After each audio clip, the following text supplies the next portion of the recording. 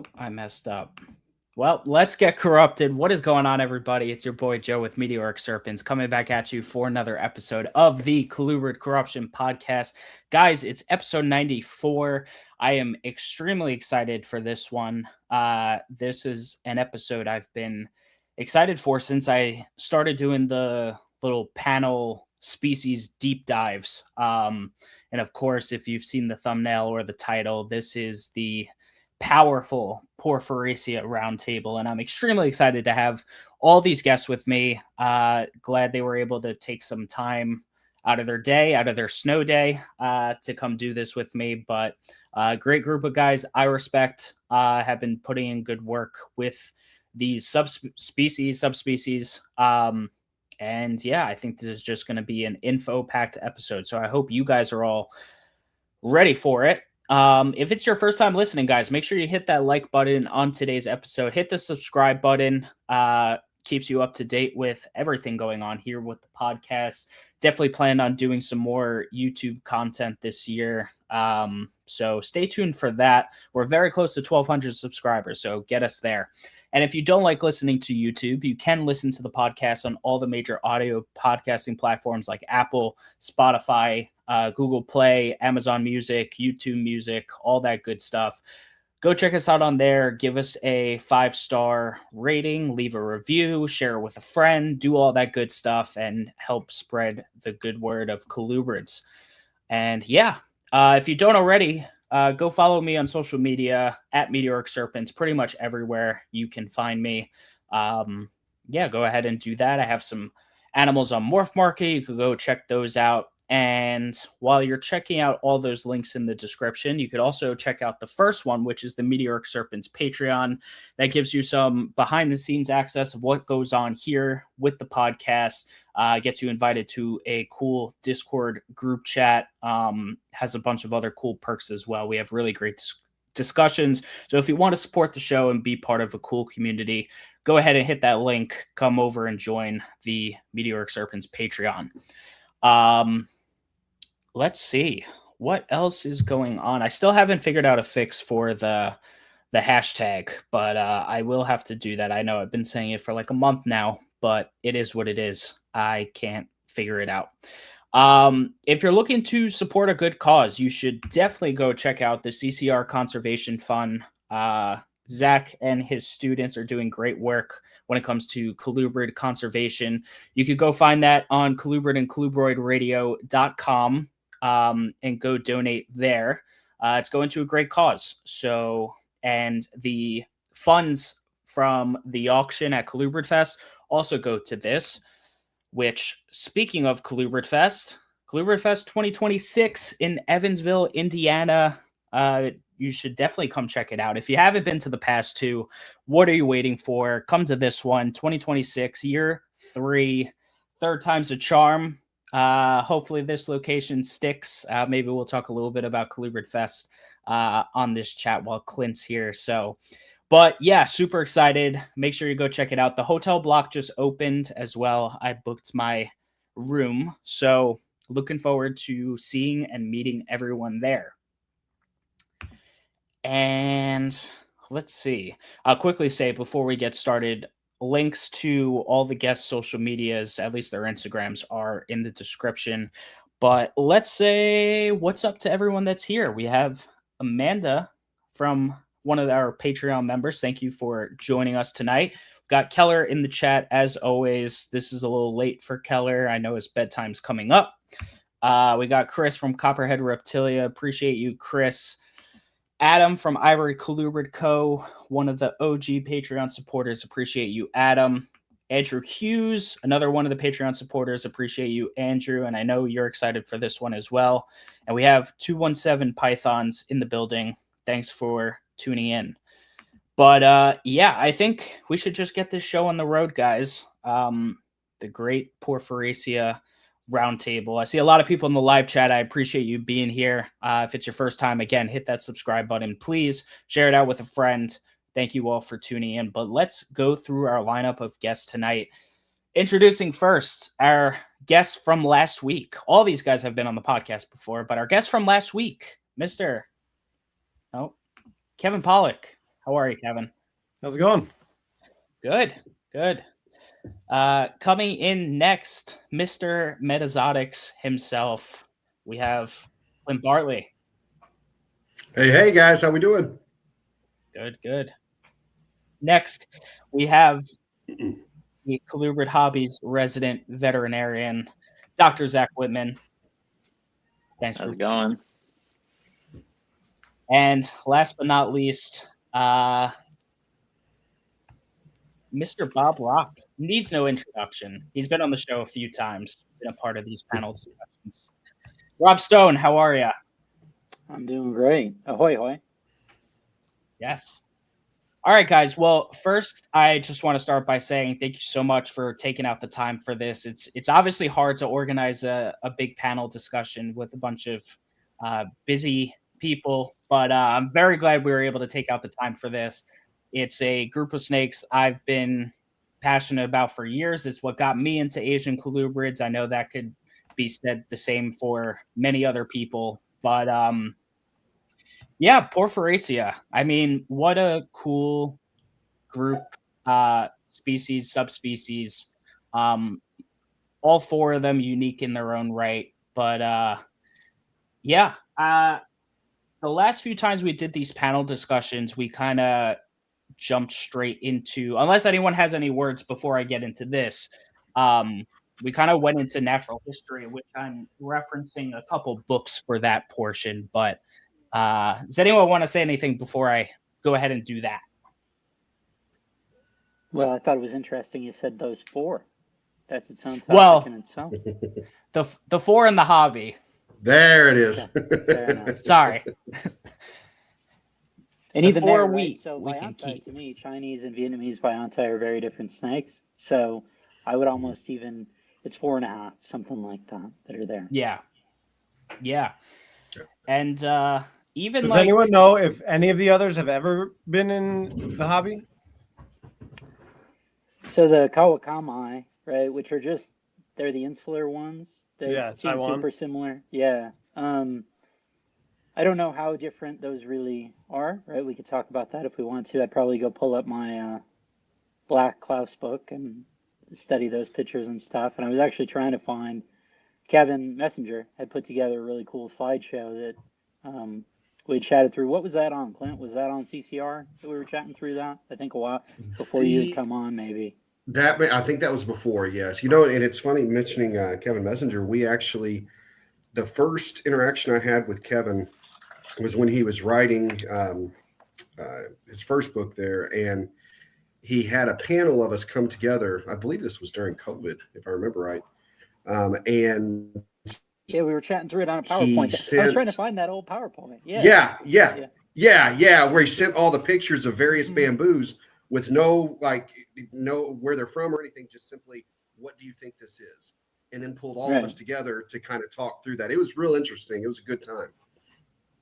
Yeah, I'll see if I can find that. I think that's just on this different computer. So while we're going, I'll take a look for it and see. But yeah, so that's an interesting question. I think those have probably been around, Kevin, to your point. I think those were there. The porphy, I think, are, coming out of India, that's always been difficult. Yeah. I don't even think Klaus had those animals.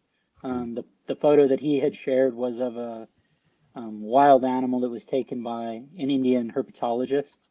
So he didn't, as far as I know, have those animals. But yeah, to Clint's point, it really is fascinating to look at sort of the map there, and we definitely have there are issues with what we don't know in terms of disparity of information and things, and Myanmar is kind of a black box for the most part, so lots of questions. But yeah, it's an interesting idea. Happy to chat through it hear what Zach and Kevin and Clint have to say.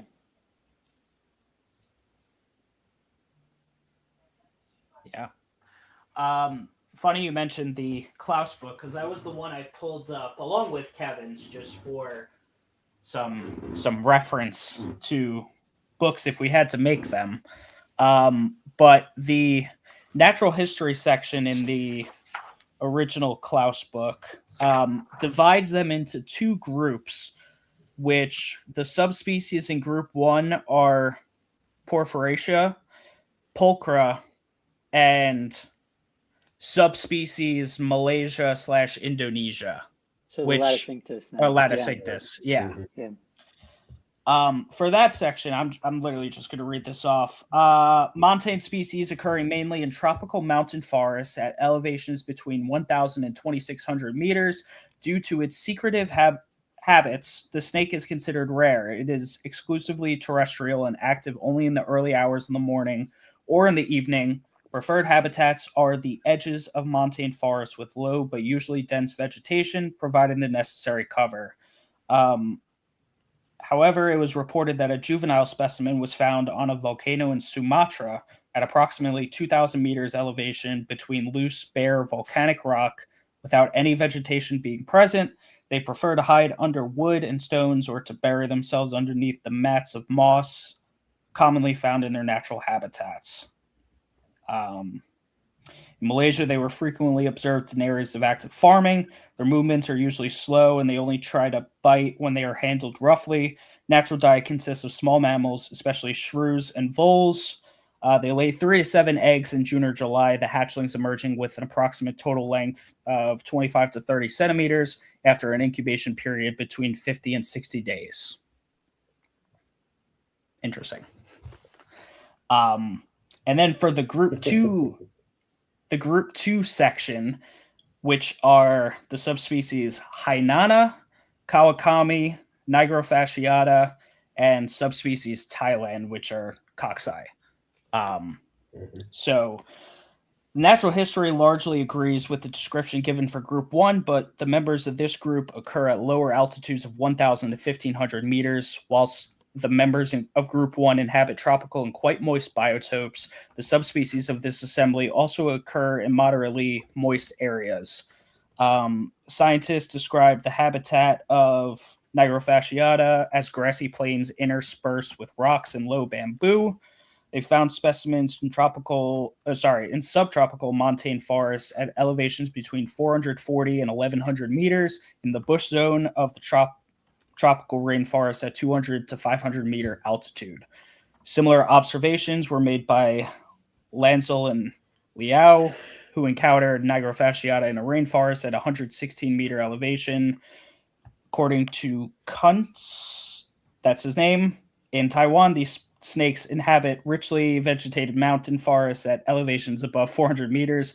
Other specimens have been located in the dense undergrowth of forests on the edges of creeks and rivers and along the sides of roads.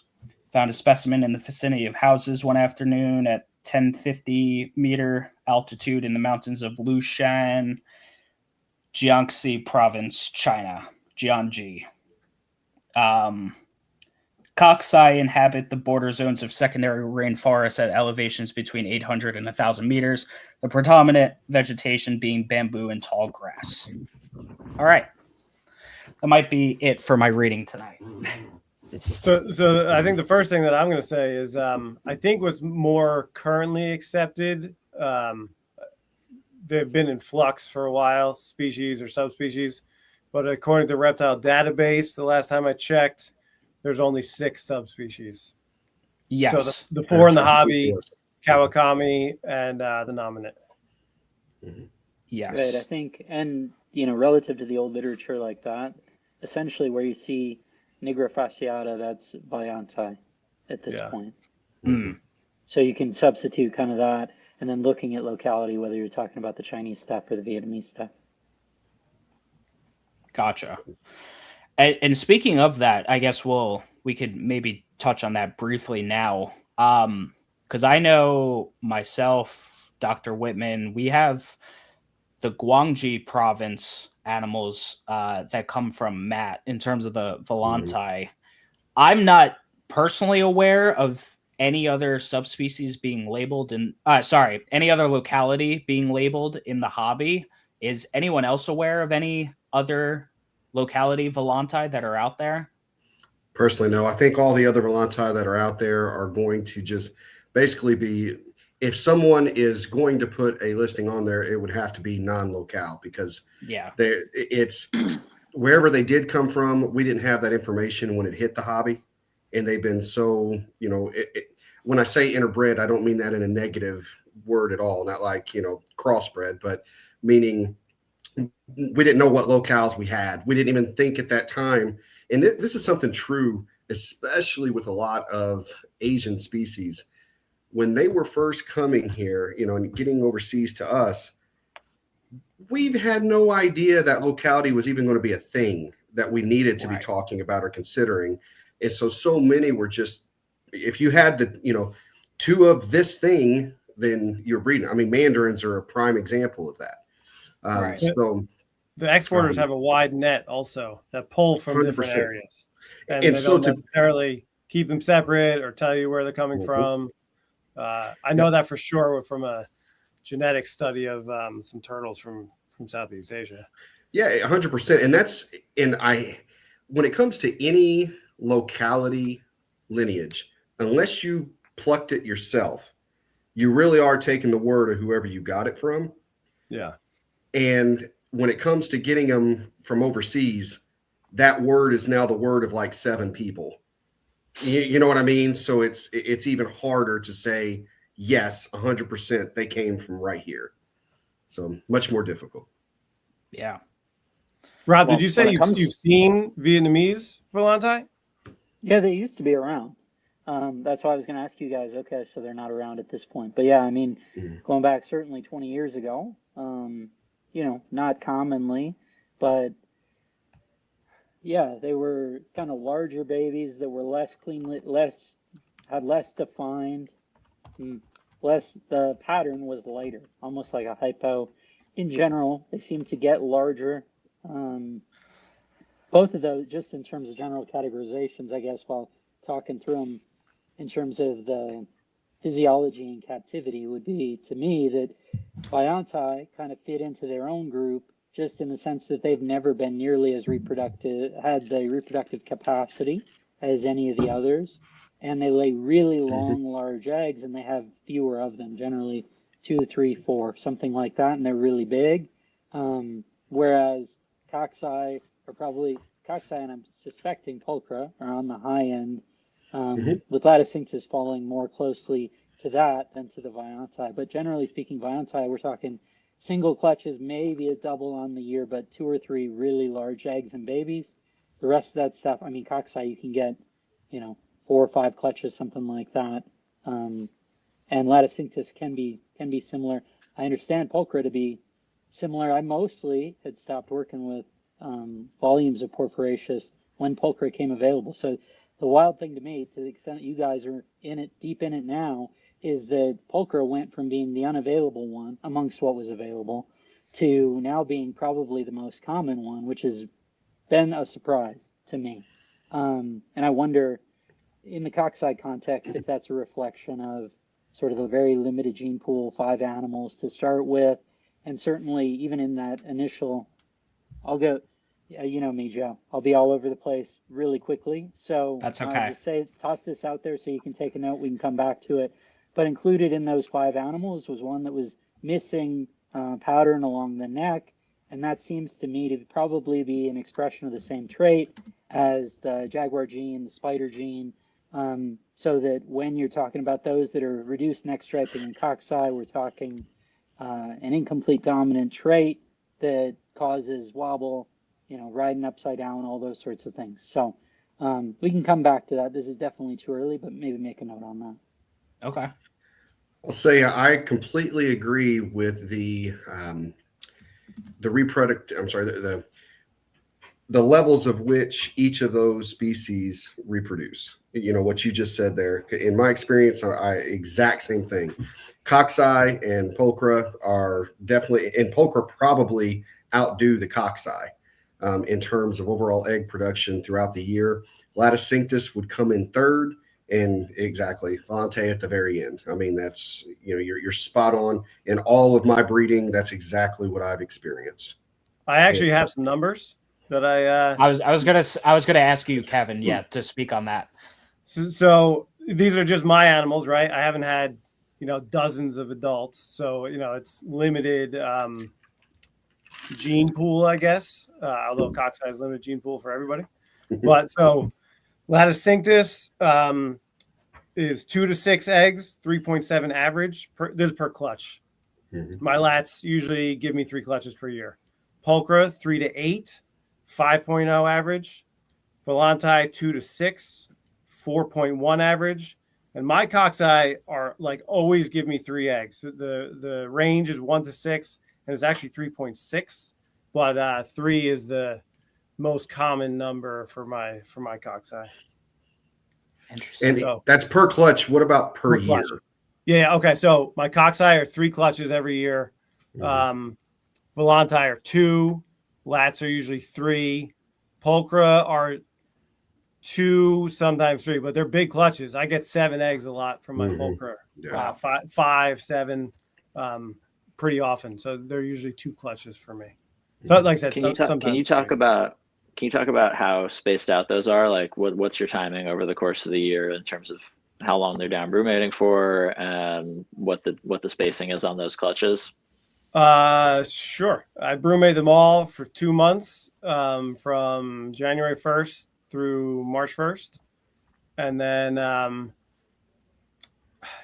had a lot of clutches, so it's hard to say exactly, but generally they start laying end of April, beginning of May, and then I'll have sometimes they'll lay clutches at the end of December. It's pretty annoying because I'm starting to stop feeding them, and then I'll be like, oh no, you're gravid, and then so I'll have to like keep one up until they lay, and then pop a couple meals in there before I cool them. But it's pretty much all throughout the year. It's not as clockwork like a lot of other species. They're kind of all over it. It probably has to do with how much I'm feeding, I would guess. I don't have any data to back that up, but that's kind of my gut. They're prolific for sure. I want to save a lot of that for when you have them dialed in. So Kevin, that's an expression of you keeping them well, and feeding into that reproductive capacity. Because I would just say, right, it kind of in the same way as we see with a lot of things that are considered productive, be it house snakes, be it Acanthoris small Odatria iguanas, that any of those things, like they have that huge capacity. So you're seeing that huge capacity.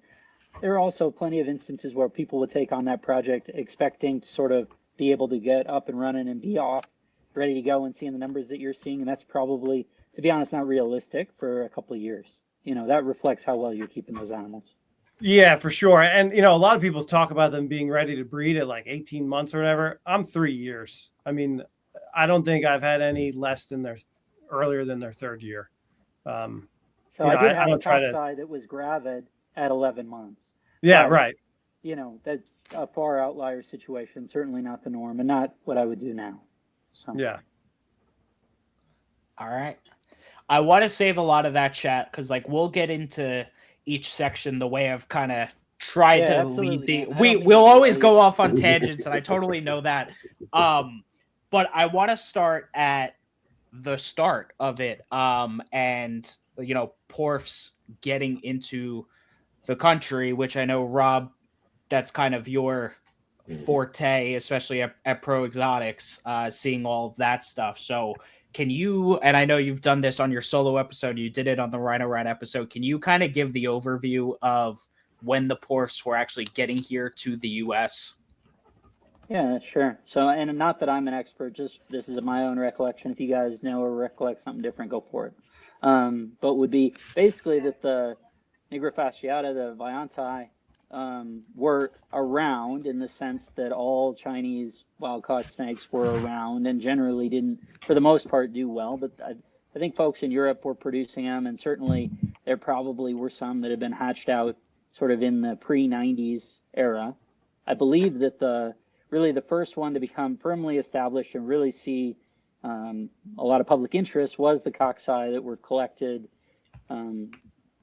Somehow Klaus wound up with them. I don't know if he had gone over there, if they were shipped to him, or what that looked like. But as I said, I think it was, correct me guys, 3.2, something like that. And that sounds right. I believe that's what it was, yeah. He detailed it in a German herp magazine that has some English, so Soria, back in the 90s. And he had great success with those animals and wound up selling them through Cameron into the U.S. And they went to Pro Exotics, got a lot of those. Fort Wazoo got them. And that was really sort of the starting point. And probably one of the only times until Matt got some more much later, right? And Kevin, maybe you have better insight into that, but it was kind of the singular import, and that was the start of them, and probably ran mostly what we had from the late 90s. I'd call that 97, something like that, through 2004, 2005, and then Laticinctus had emerged. So again, Biontside, just imagine those kind of sort of slowly on the periphery as being available. Tula had Biontside, so they would send those to Cameron as well. But again, always just sort of low numbers reflecting their lower reproductive capacity. Then Laticinctus was the new kid on the block in that mid 2000s. Same situation. And then Pulchra were subsequent to that, coming in 2011, something like that, and being very, very expensive. No, we got them when I was at Pro Exotics the second time, 2007, something like that, becoming available. But yeah, being, super pricey, probably $4,500 for 2.1, Wow. something like that. Oh my gosh. Yeah, and then seemingly since then they've just, and I don't know whether there were additional animals added to that. It seemed like they had figured out where to find them in Sumatra, so they started sending them in, and they seem to do decent as a wild-caught snake. Or not that I was thinking Sumatra on the Laticinctus, but yeah, I don't know if China was open at that point as well. So I was gonna say, I was like, wait a minute, I was confused. Yeah, no, yeah, that's on me. I definitely saw wild Laticinctus too, kind of in that time, but that's basically it from my perspective, right? Is Biontside were around, but in low numbers, and then it was Coxeye in the late 90s, then it became Laticinctus, and then it shifted to Pulchra. Is basically where we've been at. Cool. Yeah, and so those were, Matt only brought in a few, and that was around when? 2015 of the Coxeye? Right. Yeah, I think so. 2015-ish, give or take, I guess. Gotcha. I have one that I got it from somebody who said there was like a rumor that it was like smuggled in and wasn't related, but I don't buy it. Yeah. Kevin Like and Clint. rough scale pythons. What was that? I was going to say rough scale pythons. Kevin and Clint, where did your kind of experience start with the porphs? Because I know you guys have been working with them for a long time. So, like, when was it that you guys jumped in? For me, it was actually Pro Exotics from a Tinley show. Oh, gosh. It's funny how time flies. And so, part of me wants to say 15 years, and it was probably 20. I mean, it's been a long, long time ago. And they kick-started my entire Asian rat snake fascination completely. And I mean, I don't know if you guys will agree or not, but I'll go on as saying they are the perfect beginner Asian species. If you're going to, dabble in it, this is where to start, because they are easy to care for sure. But yeah, that's what I started with. I think I got 2.2. Steve, who works for us, out at the shop, he was at the show with me, and we both got a pair. And I don't remember if it was a male or female. One of his passed. And so I ended up acquiring the other one. And from there, it just kind of took off. And then it's actually how I met Matt, because I was picking up another female. And this was Coxeye, Clint? Coxeye is where it started, yeah. Okay. Yep. And then, Matt was in Indianapolis, so called, hooked up with him. We met up. Of course, rest is history with how well the two of us hit it off. But yeah, it's been at least 20 years, for me at this point. And Coxeye is where it started. Gotcha. And Zach, did you ever dabble in the porphs in like your earlier keeping time, or are those more recent to you? No, these are definitely more recent for me. I have a lot of experience with a lot of other species, but I am definitely the noob here in this group for sure. I have some of the new locality coxswain from Matt, and some of the old Pro-Exotics bloodline, and I have some Hunan, I think I'm pronouncing that right, Hunan locality mandarins, and some of the Guangxi, like you were saying before, the Viantai from Matt as well.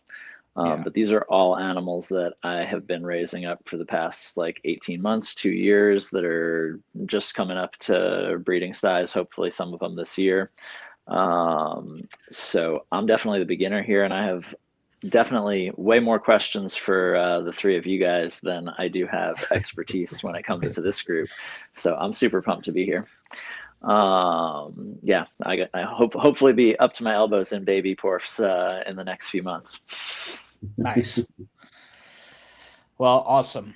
Where to go from here? I guess, when those original animals came in, and I guess, Rob, you could speak more to this, what was like, did they make an okay transition to the US and captive care? Like, what was that kind of like?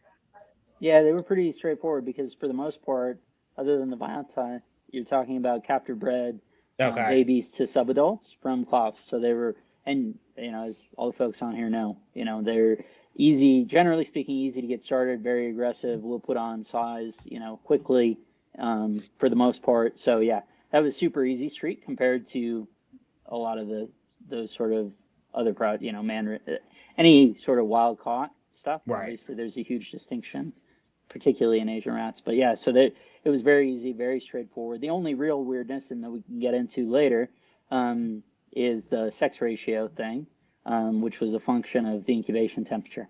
So, that was the only weirdness, is that it was always really male heavy male heavy or kinked when you were cooking at 81.5, 82, something like that. Yep. And so everything was being sold as reverse trios because it was, hey, we got to get rid of these extra males. And it's like, we'll get there when we get there. But yeah. Matt Most is also a big fan of a lot of extra males around. It's good to have them, but not, you don't necessarily need 2 to 1 for each one, I guess. I don't know. We can talk about it. All right.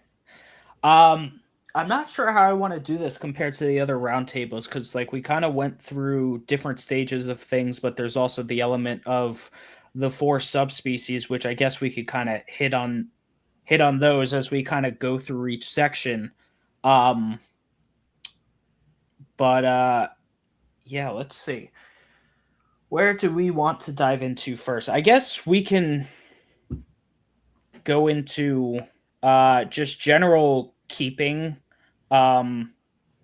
requirements, so to speak, and like what's the optimal way of doing husbandry for these guys. I would talk to Kevin and Clint. Come on, you guys. Kevin, you can start it, big guy. All right.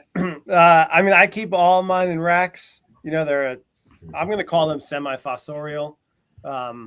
They're maybe more of like a leaf. I don't know if you would consider like a leaf litter burrowing snake fossorial, but I'm calling them semi-fossorial.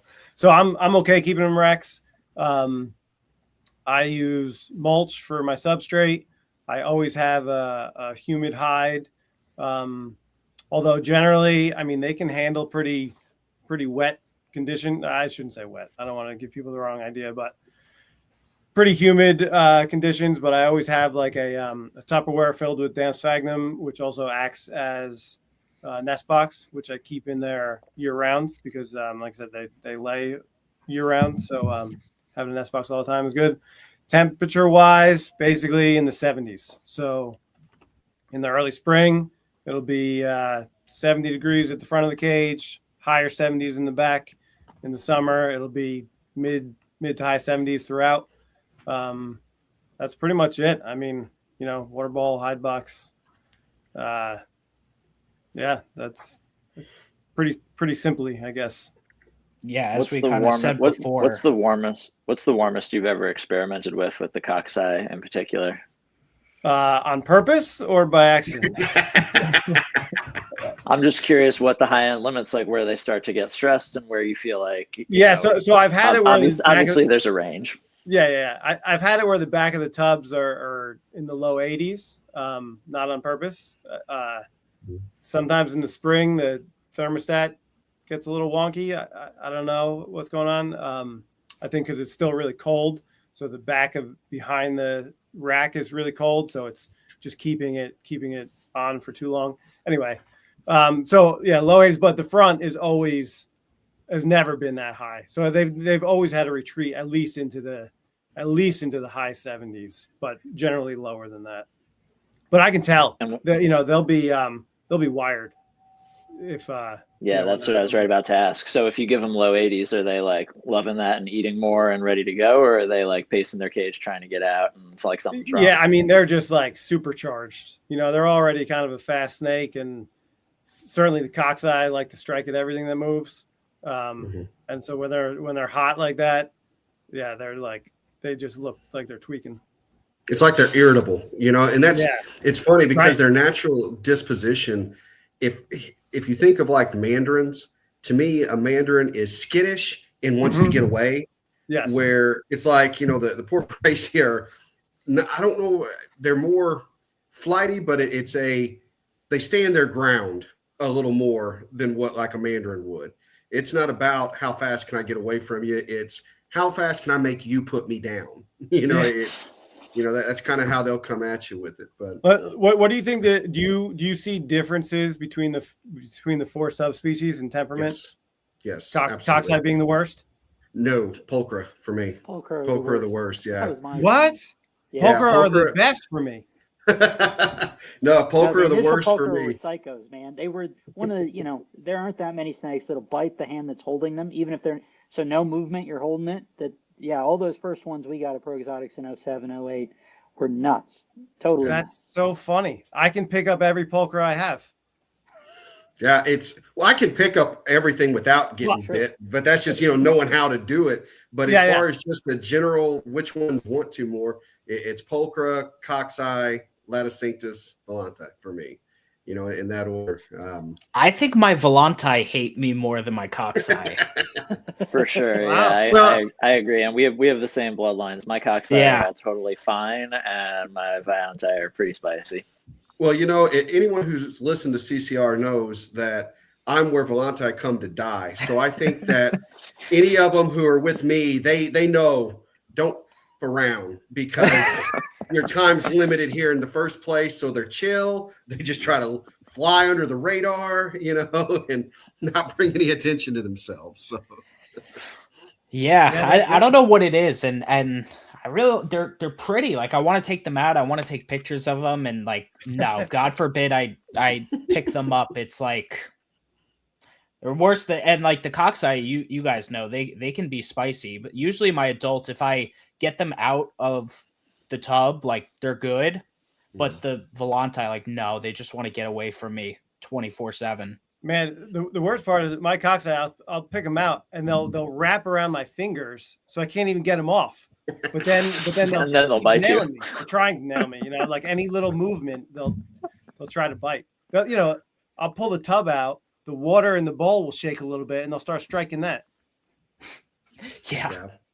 So real quick, I want to go back to like setup because I've done several different setups with them. It's always been rack. It's all, when it comes to, they're like the perfect size, the fact that they're more fossorial, they do great in it.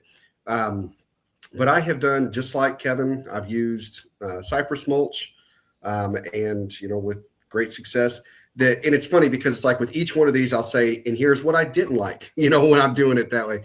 The problem with the cypress for me is with spot cleaning, it's real easy for the coloration of their feces, and with the size of the cypress, just as much as they go, I'm like, I know I'm leaving. And so I'd experience more forward flies, things like that, with it. So I've, kind of gone back and forth. I've done ReptiChip, and I've had some pretty good success with them because they're able to burrow in it real easily, and they love that. And I've even used shredded aspen, which normally, if I'm setting somebody up, that's not the way I tell them to do it. However, I've had a lot of success with it as long as a humid hide is always provided. And so I kind of got the best of both worlds where they were getting the humidity they needed. However, their feces was still drying out fast enough to cut back on the phorid flies and things like that was created, being in a rack system. So that's just want to throw that in. As far as the temp, same thing. Once you get them into the low 80s, yeah, they go a little bit nuts. However, I will say this. I do give my babies some supplemental heat. I will give them an 82 on the back. Okay. And I think in my mindset has always been, even though they're coming out in a cooler climate, they're coming out during the warmest time of year in their climate. The babies are. And so I think I incubate them, and we can go into all that. I incubate them at room temp, but I give the babies a little bit of supplemental heat, and I find that I get a faster feeding response sooner, and they tend to do a little better. But after about 3 months, that heat's gone. That's just for the first few months of their life. And we should go the other way too. On the cooler end, mid to high 60s is not an issue. If they get if like 70 at a straight 70, they'll still eat and defecate without any issue. Yeah. Yep. I haven't experimented lower than that. They've always had at least 70, 72 at one part of their cage. They've definitely had lower parts of their cage, but we'll still at least have that. So it's possible that they'll even eat and digest properly lower. I don't know. Anybody know that? Scares me to try. Yeah. No reason to try, really, right? Yeah. Yeah, I mean, they can do it. My guys are not load them with food if you did it. Sorry, Zach. No, go ahead. No, I was just saying I would do real light meals if you're in the mid 60s. I would not be putting small. Three small mice into a cockfight and then saying go figure it out. Right. Yeah, my guys are super active in brumation. They're you open that drawer and they're looking right at you. Like, it wouldn't surprise me if they ate. And I can only get them maybe like 57 to 59, somewhere in that range, not too much cooler than that. But they'll shed their skins during their brumation. Yeah, I've seen that this year too. Yeah, they seem like their metabolism is still kind of on. They're still up. Yeah, the funny thing with that. Sorry. I was gonna say I had one lay eggs over brumation that I missed one time too. They were infertile, but they were able to pass them. So. Yeah, there definitely is a floor in terms of brumation with that. When I lived in Michigan, it wasn't a particularly well insulated house in the basement, much less. And so I had a low temp of in the 33, 34, 35 range, and they appear to be frozen solid at that. Like if you bang them on the table, you'd get no response. That's pretty cool. cool. That's how you get the good That's how you get the good pictures of them. That's right. Oh, really? Still. To draw, compare and contrast with that though, Rhynchophis at those same temperatures were active. What you're describing, where they were moving around very slowly, actually made them look like true Gonyosoma, where they would stick their tongue out and leave it out and swing it up and down over 10 seconds, that sort of, and then retract it. But yeah, the porphs looked frozen, at those temperatures. So I had to start putting heat on them to keep them in, what I would call the, low 50s, something like that. Mm. What temps do you, Clint, do you brumate at? Are we going brumation? Am I jumping around too much? But Joe, can I answer this? You can, answer it. I do want to save a breeding talk, and we can talk all about that stuff. But yeah, go ahead. Yeah, I shoot for at least 55 degrees. I try to hover between 50 to 55 with just about everything that I'm putting in brumation. So if it goes a little below, like last year, I didn't have because the way that I cool my rooms, I have air pumped from the attic of the building, the facility, because it pulls it straight from outside. So that's why for me to brumate, I need it cold outside because that's, it's just shooting air straight in. And I have it set to where it kicks off at like 52. If it gets down to 52, it'll stop pumping air in. Well, I thought I had that set correctly. And then I come in one Monday morning and I walk into the Asian room and it's 38 degrees in that room. And not only was it cold, but you can bet everything on me, you know what I mean, tightened up real quick. So I'm like, this is an expensive room, so but everything was fine. Everything was completely fine. I didn't lose a single thing in that room. So I can tell you they can get down to 38 for at least a weekend without any problems. So, well, yeah, and I will say that those animals were fine. They wound up coming out of it and were fine as well. And we can hit on it later, but the pro exotics approach was very similar, especially in the earliest days, to what Clint's describing. So we'll hit on that more later, but same technique. So, all right. The next topic I wanted to get into was feeding. What we're feeding, how often, what like kind of size meals from like baby to adult, just kind of what your guys's repertoire is. I guess I'll kind of go first. I'm typically a weekly meal kind of guy, unless they're fresh hatchlings. I'll go to 5 days. They definitely digest very quickly, in my experience. Like, you feed a meal, and even keeping them in that like low 70s range, like they'll digest in 2 days. They'll have their first poop in 2 days. When it gets to adults, I find it interesting because like they're so slender, but like they're long at the same time. It looks like they could take a bigger meal than I feel like they can. Like, so I typically I'm feeding my adults like small mice, which sometimes I'm like, that's not that big of a lump. But then if you up the size of the mouse, it's like they really struggle to get it down, even though they will, and it'll leave like a decent sized lump. I'm not sure if you guys feel the same way. Obviously, rodent sizes are dependent on where you're getting from and whatever, but that's just my thoughts and experience. I try to feed, the largest I ever feed a cockeye is a medium mouse. And the absolute big, I say cockeye,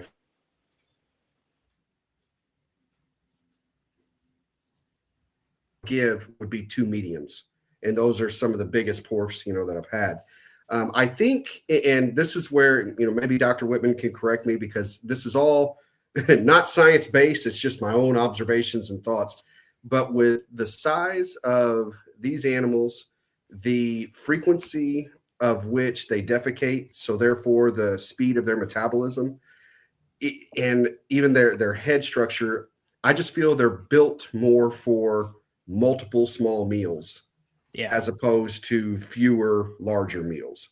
So I'd much rather feed them, 2, 3, no bigger than medium mice over the course of a week, so maybe 2 meals rather than 1 large meal. And I think they just do better off with that. And they tend to actually, and again, correct me if I'm wrong, Dr. Whitman, but it seems like they hold the calories better whenever these meals are spaced in that way. So like they're a healthier, thicker snake than if I try to give them just this once a week bigger meal. I'm curious. I've played around just a little bit, with my group of 12 or 14 animals, and growing these guys up.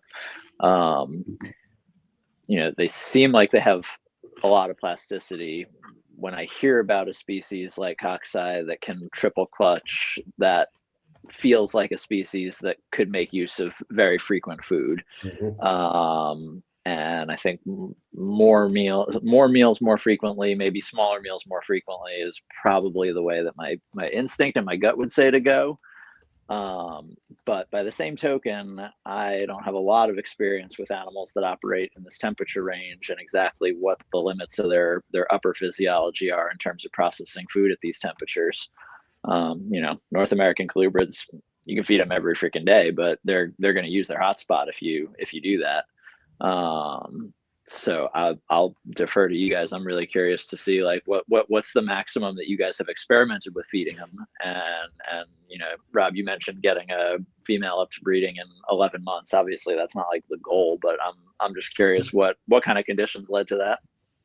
Yeah, sure. So that was a Pro Exotics, and an endless supply of food. To me, I have always, with those in particular, they don't have as much of a gape capacity as some other things, right? It's not tiny, but at the same time, it's not huge. So I've always gone smaller, more like, somewhere into a crawler hopper, believing in burst feeding so that I'll have, I can feed them one every day, depending on where they're sitting, how they're responding to it, how they're eating. Or it could be two and then you skip a day and then do it again. It depends. Are they, obviously they're full adults, where are they at in their growth cycle, and kind of being responsive to that, and being responsive to, obviously you're getting lots of sheds out of them. So not trying to push them during those sheds, and really not pushing them at all so much as just, if you're feeding them kind of what I call a small hopper every day on a maturing cockeye, every time you open that drawer, if you open that drawer every day, it's going to come out every day and they can digest that. It seems like it's easy enough for them to break down that they can sort of just have an endless stream capacity to take it in. When I first started, I was pretty much just weekly, and I was using larger meals. I actually had a few snakes get fat on me. I would say they were only really medium mice.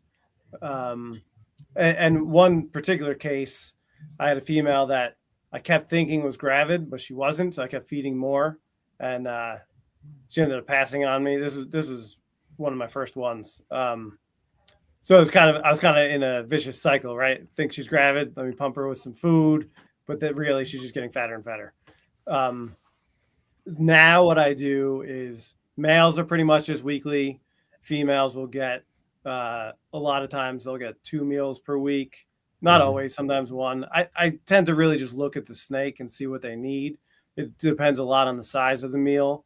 So I'm usually in the hopper size, which is like I buy them as 7 to 11 gram mouse. And so I'm usually using those. So females will usually get 2 a week, give or take. And then males are usually getting one of those. Again, depends on the size of the snake and what they look like. Yeah. Going off of like both mentalities, I was actually thinking this like earlier today. Like I'm curious to almost kind of experiment with babies of like different species even this year as I breed. Like, larger meals, like one food item, larger meals bump up to like the next size almost as soon as I can, versus doing the more like den rating behavior, like multiple small meals in one sitting, and see how the growth rates kind of differ. I'm very curious to kind of see how that works across, it could be a couple different species. And I think you'll see different results with different species because, Probably for example, that's the mentality I take when it comes to like black rats, is as soon as they can go up in size, they're going up in size. And I do the same with Texas. So yeah. And they do tend to grow rapidly like that, where with the cockeye, it's kind of I take a different approach and keep them with smaller meals, but they still tend to, go with the multiple feedings more so than. I just feel that I'm less likely to cause like a regurgitation or anything like that with, these smaller snakes. And I think, again, they're built to metabolize faster. So maybe that large prey item in their gut's not really supposed to be there as long as what it would take them to, digest it. Particularly not at the temperatures that we're talking about. Correct. That's probably when you'd want to have that low 80s hotspot. If you're popping a big mouse into them, I think you'd want to have that. Yeah. Makes sense. Although, Joe, to your point, right, it does seem pretty clear just across snakes generally that, growth is maybe porphs being somewhat of an exception, because Clint, I agree with you that if you just feed them enough of that volume of small stuff, they will grow. But if you want your snakes to grow, feed them something bigger, stretch them out, and cause a shed. That seems to be physiologically how snakes work. If they're adapted to eating, if they don't have to grow larger to swallow the food that's available, then they generally don't. They conserve at that size to some extent, right? There's obviously some bare minimum. We're talking about different stages of life. Those things certainly play into it.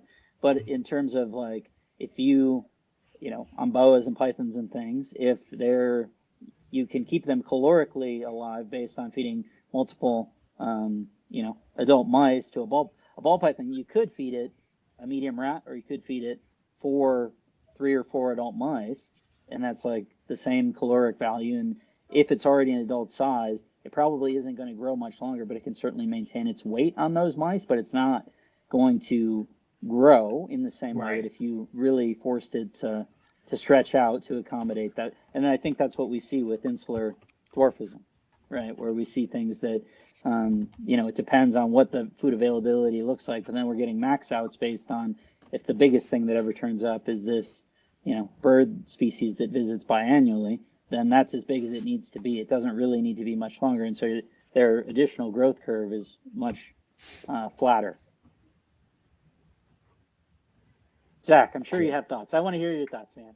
I could be wrong. I think that there are some studies that have been done on this in common species like corn snakes and stuff like that. And I think that there is actually some evidence that overall growth, if you're talking about weighing the food and feeding multiple small meals versus individual larger meals, I think there's some evidence in some species that they do grow faster with multiple smaller meals. But personally, I've seen what you guys see, which is when you bump up the prey size, that triggers growth spurts. And there is definitely something physiologic that happens about bumping up that prey size that triggers skull growth and stuff like that. I think maybe some of that comes a little bit more from the boids than from colubrids. But I still think there's something to that. You see, personally, I think if your goal is really rapid growth, I think a mix of both is really what's best. That the majority of the time you feed multiple small meals, and then once a month you feed them something that's as big as they can possibly handle, and that's going to give you your maximum best of both worlds kind of scenario. Yeah. And I'm not shy about giving things that are too big. As far as I'm concerned, most of the time, the narrowest part of a snake is its mouth. If it can get it down, it wasn't too big. And I've definitely had a couple times where I'm feeding things and I have some leftovers, and I've tossed some things to the Viante, and they got it up to the shoulders, and we're like, "Yep, no, we're not doing this," and left it for me. So I agree. I don't think they have the same gape. A corn snake or a rat snake of the same size definitely would have gotten that down and not thought twice about it. So yeah, I think everything kind of supports the more smaller meals. And when you're talking about species that are rodent specialists and they're super fossorial, like that kind of makes sense. They're raiding nests and they're eating whole families of mice. Any of you guys ever try any alternative prey? I could say I've used quail on adult cockeye, and they are very readily eat it. Yeah, same. Quail's the only thing really I've utilized. I've messed around with scents when it comes with a stubborn baby here or there. But just mice, occasional rat pup if I wanted to put a little bit more weight on something. But that and button quail. Cool. I have not, which is weird because I usually try to feed things, all sorts of stuff just for fun. But with all the porphs, I've never tried anything other than mice. All right. Yeah, I've done mostly mice. Mine are just getting big enough now to take quail, and I haven't played around with that too much yet. I can tell you that none of them had any interest in reptilinks or morning geckos. I thought for sure they would take morning gecko, but nope. All right. Cool. All right. Now, I guess that kind of puts us up to start talking about breeding and cycling a little bit.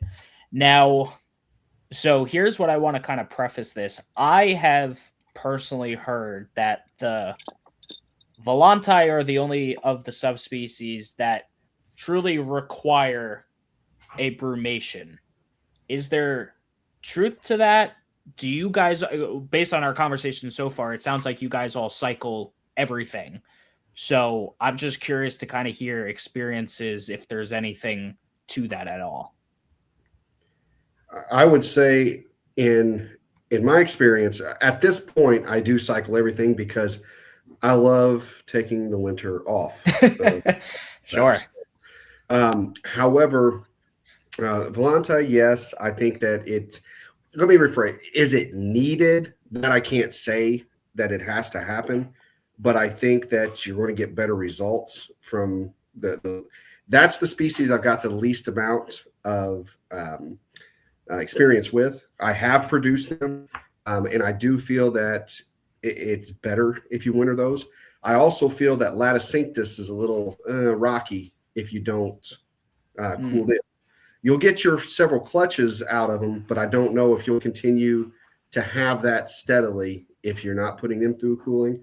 But Pulchra and Coxeye, no, you can just keep breeding them things constantly, and they'll keep doing it as long as they're fat enough to handle it. So that's how they've been. Gotcha. Yeah, and like in knowing that, because I've heard that about Coxeye, like my reasoning behind it, I was like, I had one female double clutch for me, a clutch of 2 good eggs and 3 slugs, and then a clutch of 5 good eggs. I was like, all right. And then my other female gave me 3 slugs, then 1 slug. I was like, okay, I need to really like recycle these females, get them back. And, I'm going to feed them hard this spring, whatever. So I was like, let's brumate them with everything else and just see what happens. So, yeah, I mean, that's good to know, though. I'm hoping it leads. Did you brumate them the year before you were trying to get them to cycle the first time? No, I did not. That might have something to do with it. Sure could have. Also, just first year sometimes, are a little wonky. Yeah, for sure. They were actually proven breeders, so that was the thing. Oh. Like I bought them as proven, and then I got them. They came to Florida, experienced that, then came on the move to New York with me. So I'm sure they were kind of thrown for a big loop. Now they've been here for almost a year. I gave them this winter, so I'm like, all right, you guys better kick it into. I'm hoping they kick it into high gear this year, but we'll see. Yeah, no, that's all kinds of stress for them. Yeah. So I brumate everything, but I'm a little warmer than what Clint was saying before. Like the top of my rack is probably only in the low 60s, and then the bottom will be in the high 50s. So, but that seems to work for everybody. I haven't had any issues. So some winters are probably a little cooler than others. But yeah, some winters are really, I'm only getting them into the low 60s. And I have the least experience with Volanti too, just for the record. I've only been working with 2 pairs of those. So. Gotcha. Do you do different species up top versus on the bottom? Or are you aiming for certain species cooler versus warmer, or males on the bottom, females on top? Or I don't worry about the sexes with porphs, like I do with some other species that I breed. But yes, the Volanti are on the bottom, just because I've heard the same thing, Joe, as you. So I don't know if it's true or not, but I put them on the bottom for that reason. And my Coxeye and some Lats are higher up, just because Lats are lower latitude. Mm-hmm. Got it. Okay.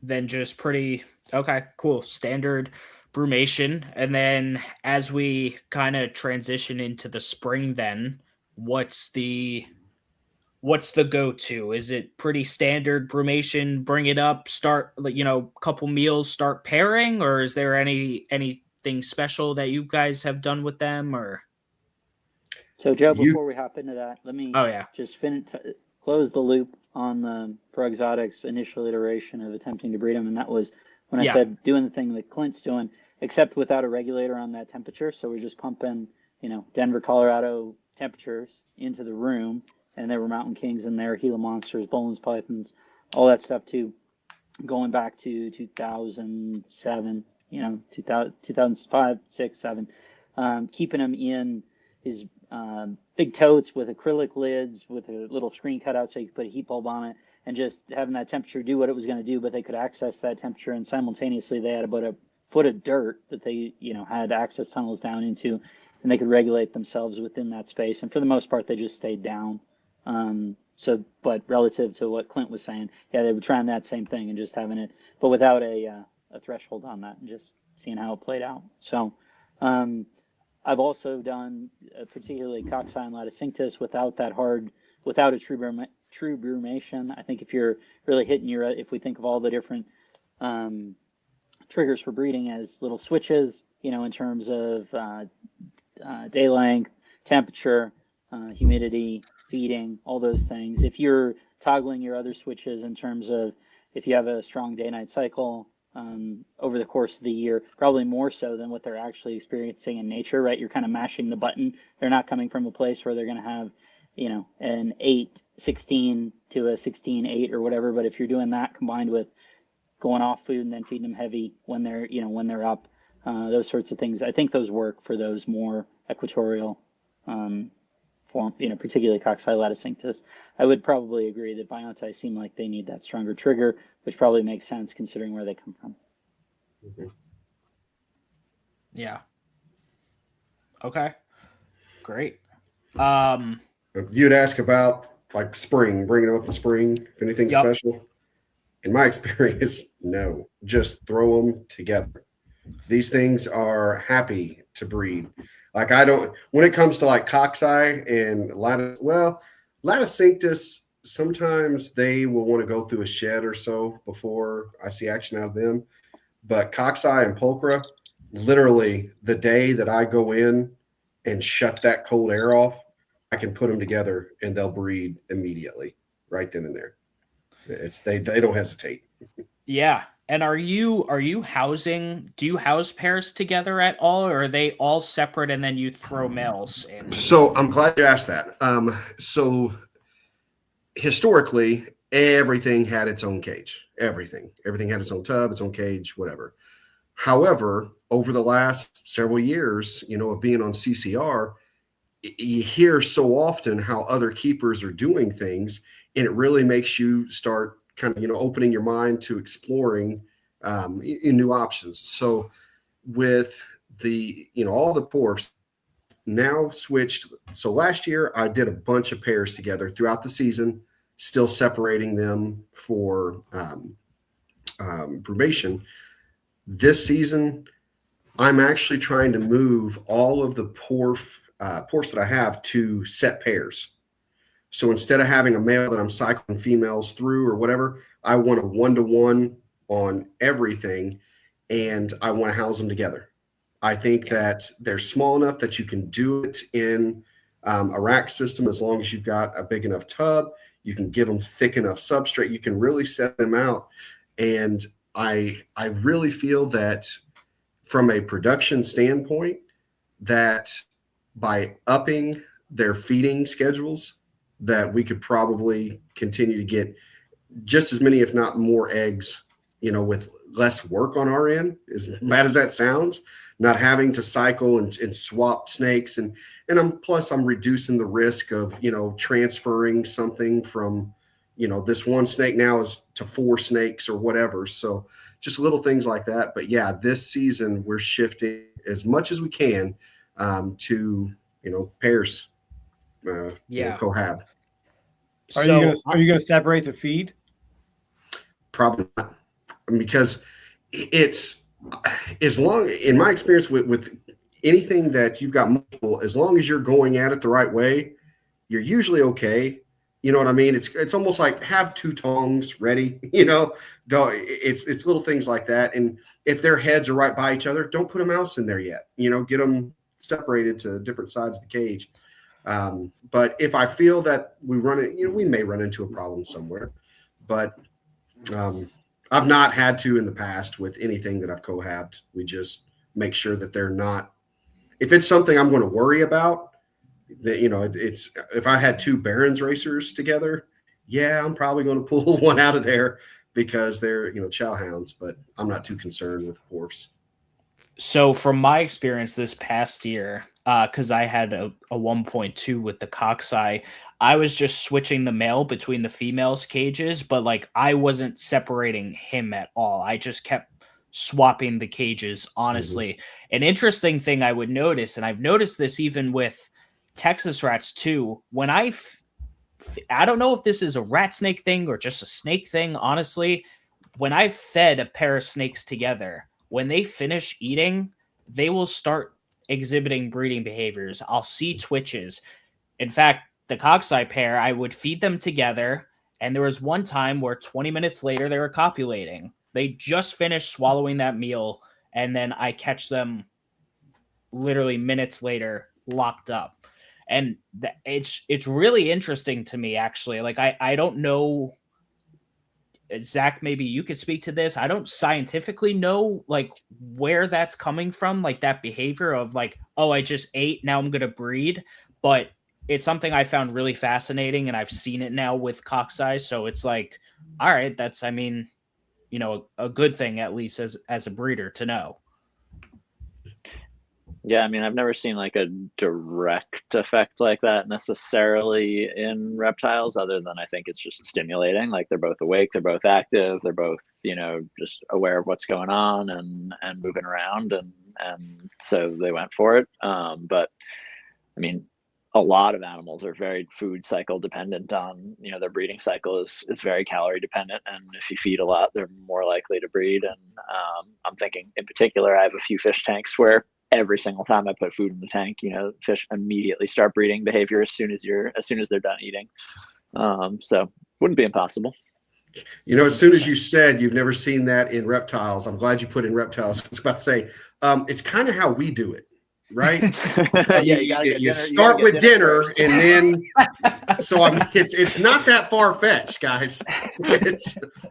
There is a precedent that's been set, so. Fair. But I've had a few people talk about these guys keeping them together over winter, and people have told me that they have definitely seen them locked during brumation. So I was curious if any of you guys have ever tried that and how early you've seen them gravid after coming out of brumation.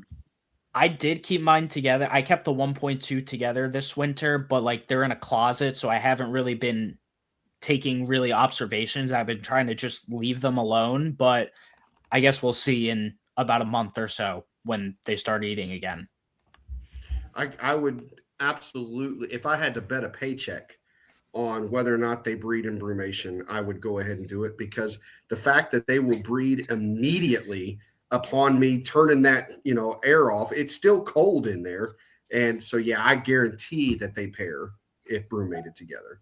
Now, whether or not that, actually takes, or if the, sperm is just held until temperatures shift, that I can't answer, but yeah, I guarantee they'll lock up.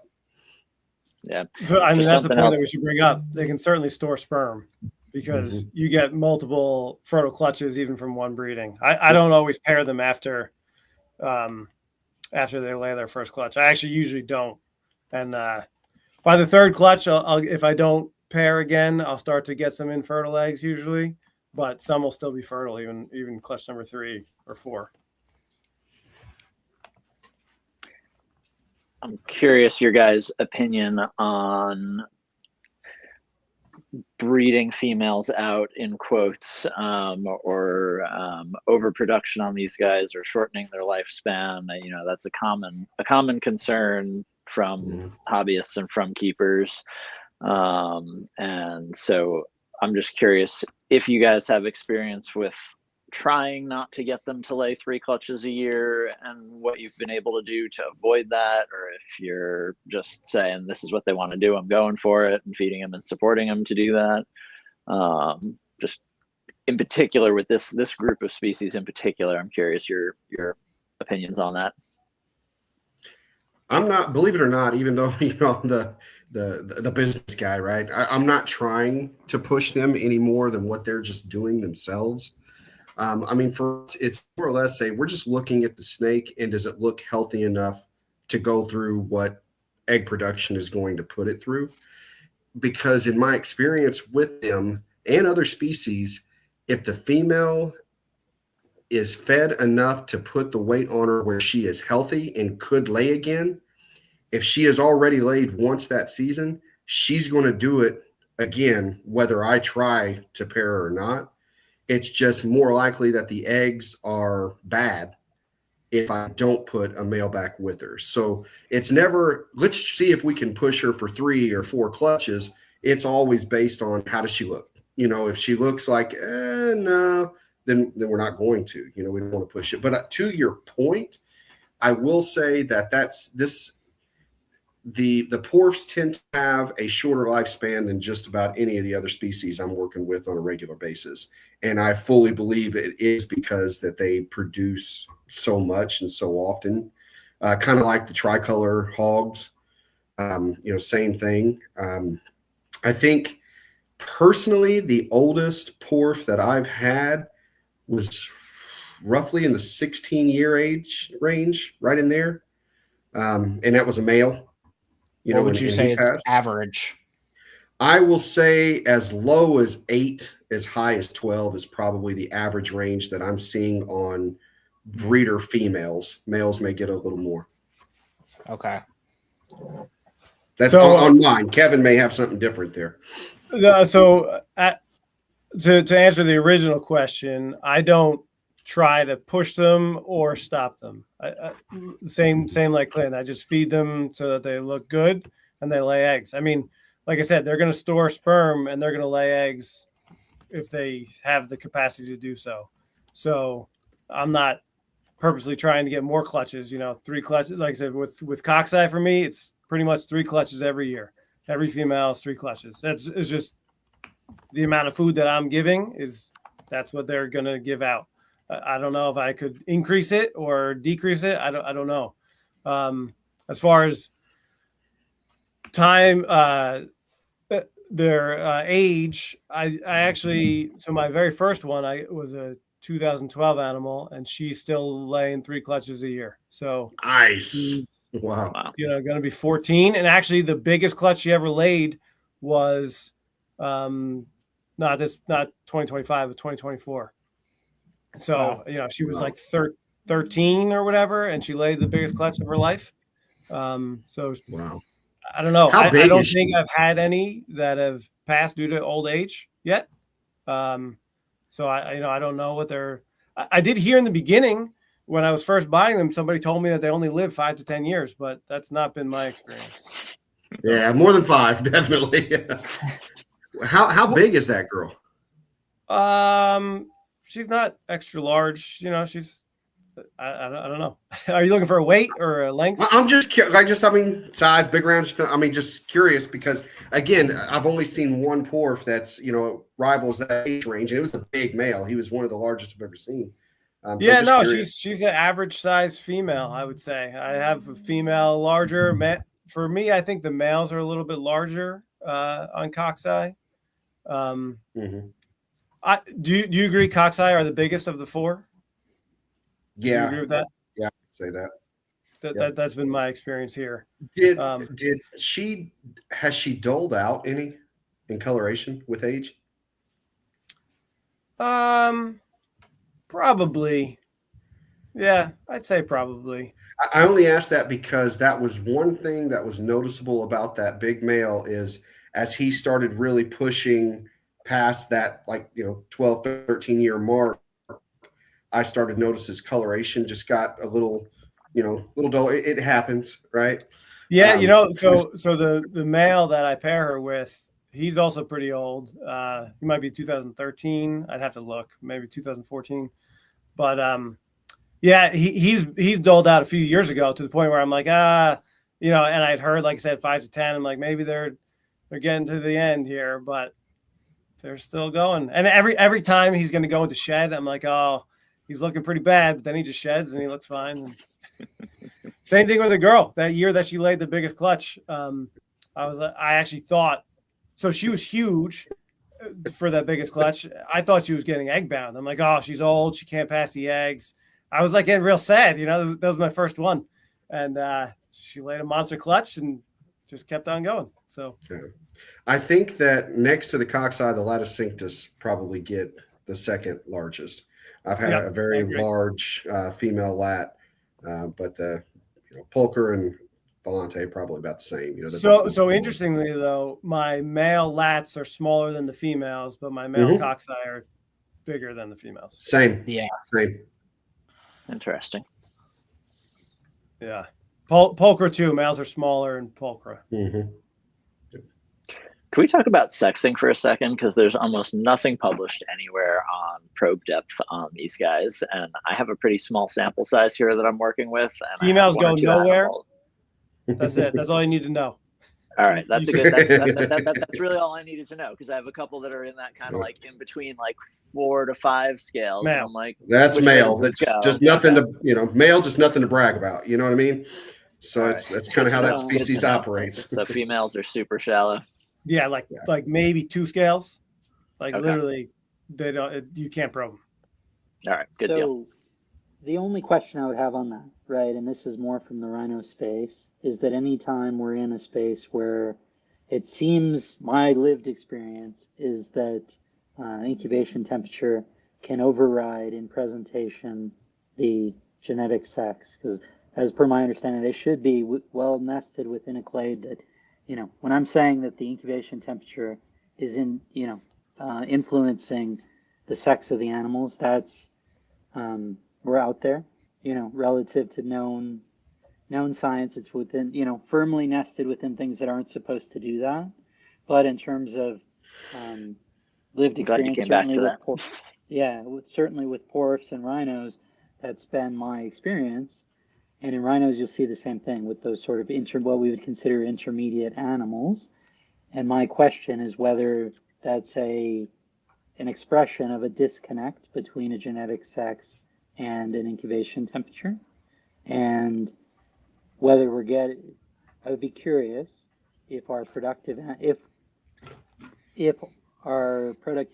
is universal across the board, or if we have animals that don't seem to produce that well, if at all, and if what those might be is instances where we have a disconnect between what their genetic sex should be, which presumably is 50-50, right? And then if our incubation temperatures are overriding that, we potentially in our Venn diagram have a situation, right? A lot of alignment, but occasionally we could have misalignment. In the same way, right, that if we talk about goannas, the idea that there somehow they would transition sexes based on their exposure to other animals.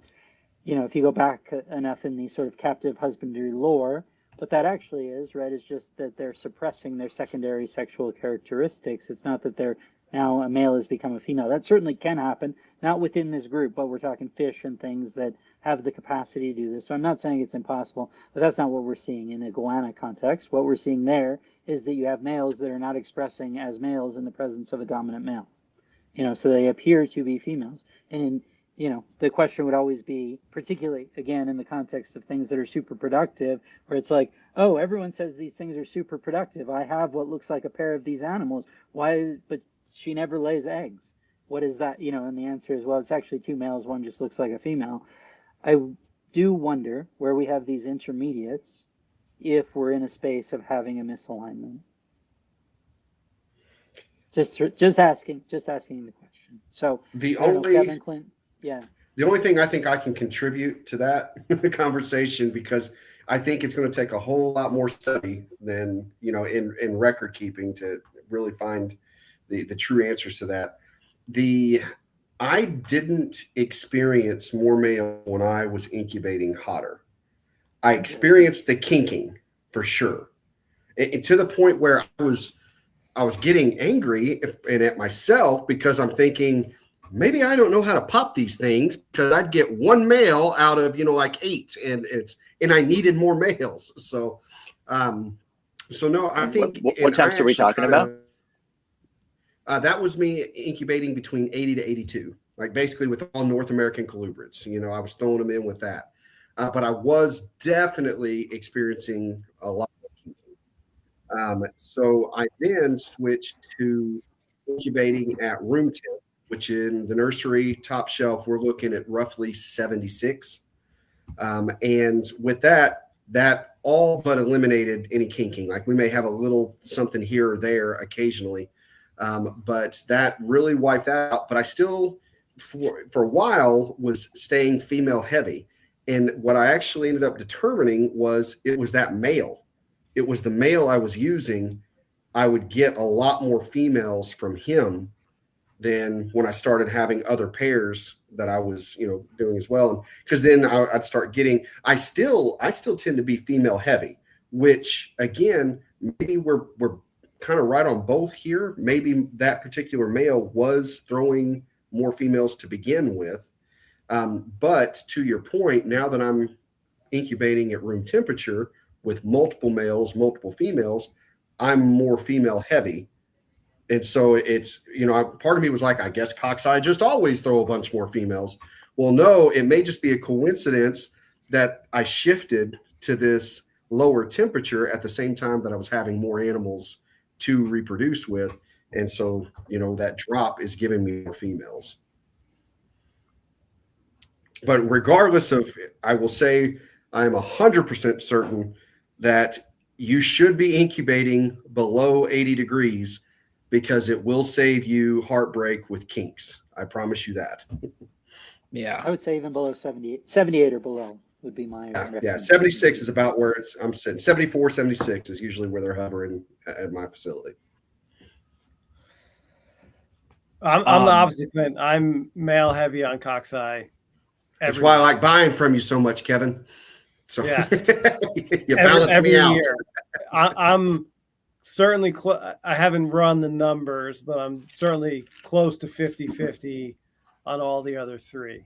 I might be female heavy on lats, maybe, but not nearly as obvious as I am male heavy on cockeye. It's like gross every year. I don't know about you guys, but especially compared to North American rats, and again, I could speak to the 7 I produced here, but I had a real difficult time sexing the baby cockeye, and I was popping. And Clint, I checked with you even at Colubrid Fest because my first clutch I only hatched 2, and it was 2 females, and I'm like, I'm not seeing anything. I don't know what's happening, and I didn't realize that until I got home and had the clutch of 5, where I went 2.3. And honestly, I'm gonna double check them probably tomorrow, honestly, just to see over the last few months what's gone on, because I've had them labeled now for a while. I sold one that was definitely a female, but want to make sure the 2 males are 2 males. But I saw what looked like peens, but they're very, very small. Yeah. Then you're questioning, is this a scent gland that I'm seeing? Yeah. I'll tell you, it's funny. I have been doing this for over 30 years. And whenever I start to pop a clutch, I am always very excited the first penis I see. Yeah. Because it tells me I've got the right rhythm. I've got the right, it's right. Everything's working. So then I can trust the rest of them. Because when I'm 4 or 5 in and I've not had a hemipene pop yet, I'm like, I'm going to have to double check all of these again. I go back. I go back. If I'm popping a clutch, anytime when I see the first hemipene, I go back and I pop the ones again that I didn't see the hemipene the first time. The same way with probing. Yeah. In 2024, I had 2 clutches of Nablocki hatch out, all female, 2 clutches. I have popped those things 17 times each, just because I'm like, there's gotta be one in here. So. And sometimes there's not. And there hasn't been. Right? Yeah, so. It could be partho, it could be random. You could still flip a coin the same direction 7 times in a row, right? Yeah. It's an interesting point you raised, Clint, in terms of equally correct could be, again, because we're firmly in a nested space where this shouldn't be a thing. It just is explaining the lived, observed experience. is saying, okay, is there something atypical about the way that they pass along, particular animals pass along do they pass along a disparate sex ratio, right, in their offspring? Again, that could be possible. It would be, Zach, you know better than I. I'm not really familiar with that, even, let alone in snakes, but, as something where a particular condition is caused, I would say it would seem to be more common to only do one somehow than to do a disproportionate mix. But again, I think we're pretty firmly into conjecture. That the idea that I had in the space of rhinos was to say, I had one animal that was in that sort of tweener gender bender range that looked like a female, but just gave the presentation otherwise in terms of characteristics of being a male, and would be savagely attacked by other males and never bred, but probed in that low tweener that would look like a female. Its characteristics in terms of coloration looked like a female, but its body weight, it was always thin. It didn't have on those, when they get their first sort of, it seems like they have a maturation where they start holding their weight differently, and it never transitioned that way. It always had sort of the male body form.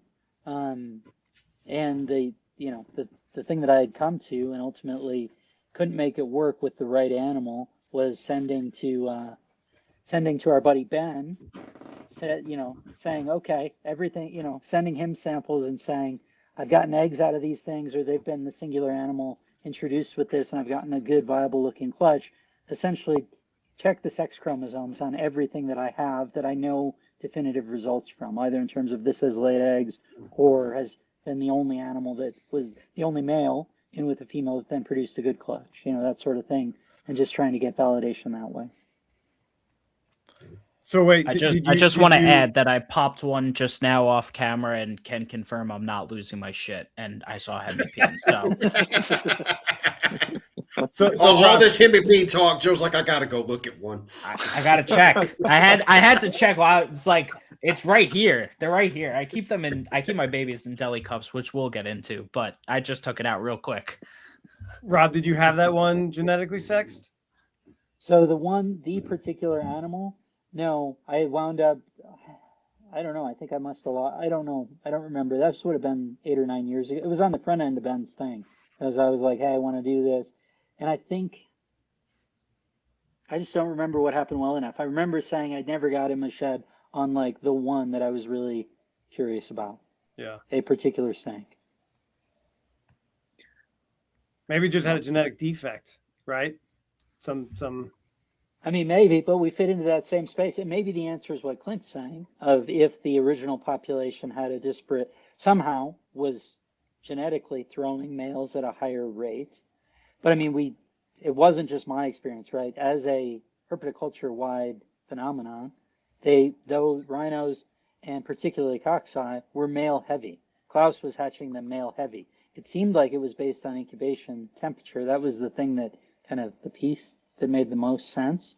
But that doesn't mean it's correct for sure. But it certainly my results would agree, just in terms of saying, the lower I incubate, the higher percentage of females that I get across both species. Or both, all the porphs and the rhinos. I'm not aware of anything in reptiles where there's a sex selection at a genetic basis that favors, in terms of that favors one over the other, that would really account for that. Although I think there are examples in other species. But you also don't necessarily need to invoke temperature-dependent sex determination or a genetic basis to see an outcome difference. You could potentially have something like there's a threshold where females are more sensitive or males are more sensitive at a certain temperature. And so, you start to lose your female embryos at 80 degrees and you don't lose your males until 81 degrees. There might be some different thresholds in there where there's, some enzyme or something that's just slightly temperature dependent that you might have been hovering right around that kind of threshold. I'm not sure how to explain it, honestly. Are you suggesting within the adult snakes before they're laid or before they're even bred, or are you suggesting after they're laid and death of the egg? Well, I mean, there's Or nothing that I'm aware of that's known that could explain Sure. a strong sex ratio swing in a snake species. And to have multiple people, pretty convincingly showing that in large groups we're getting pretty significantly increased numbers of males. Like, there's got to be something to that. But yeah, I'm not aware of a genetic basis that could explain it. Unfortunately, I have not kept track of the sexes of all my clutches. I wish I did now. It could also just be rumors and lore too. I don't know, Rob, I don't know exactly what your personal sample size is, but it's sort of easy for a couple people to have some experiences and for that to just kind of take hold as the rumor. Sure. Yeah, mine is probably 30 animals at the higher end of the temperature, and then everything else, a couple hundred, at the lower end. And then just a clutch at like really cold, room temperature in a brood mating room, sort of cold. And to your point, only hatching a couple of them, double the length. We'll get there at some point, right? They're about 60-day critters to hatch. Hatching at day 119 and 121, and on a very small sample size of 2, both being definitive females with real shallow pockets. What temperature is getting you to 60 days? 60-day incubation. About 78. A pretty consistent Okay. 78, and they'll hatch in Okay. 59, 60. I'll say, I'll usually, even at that 76 range, I'll have them hatch earlier than 60.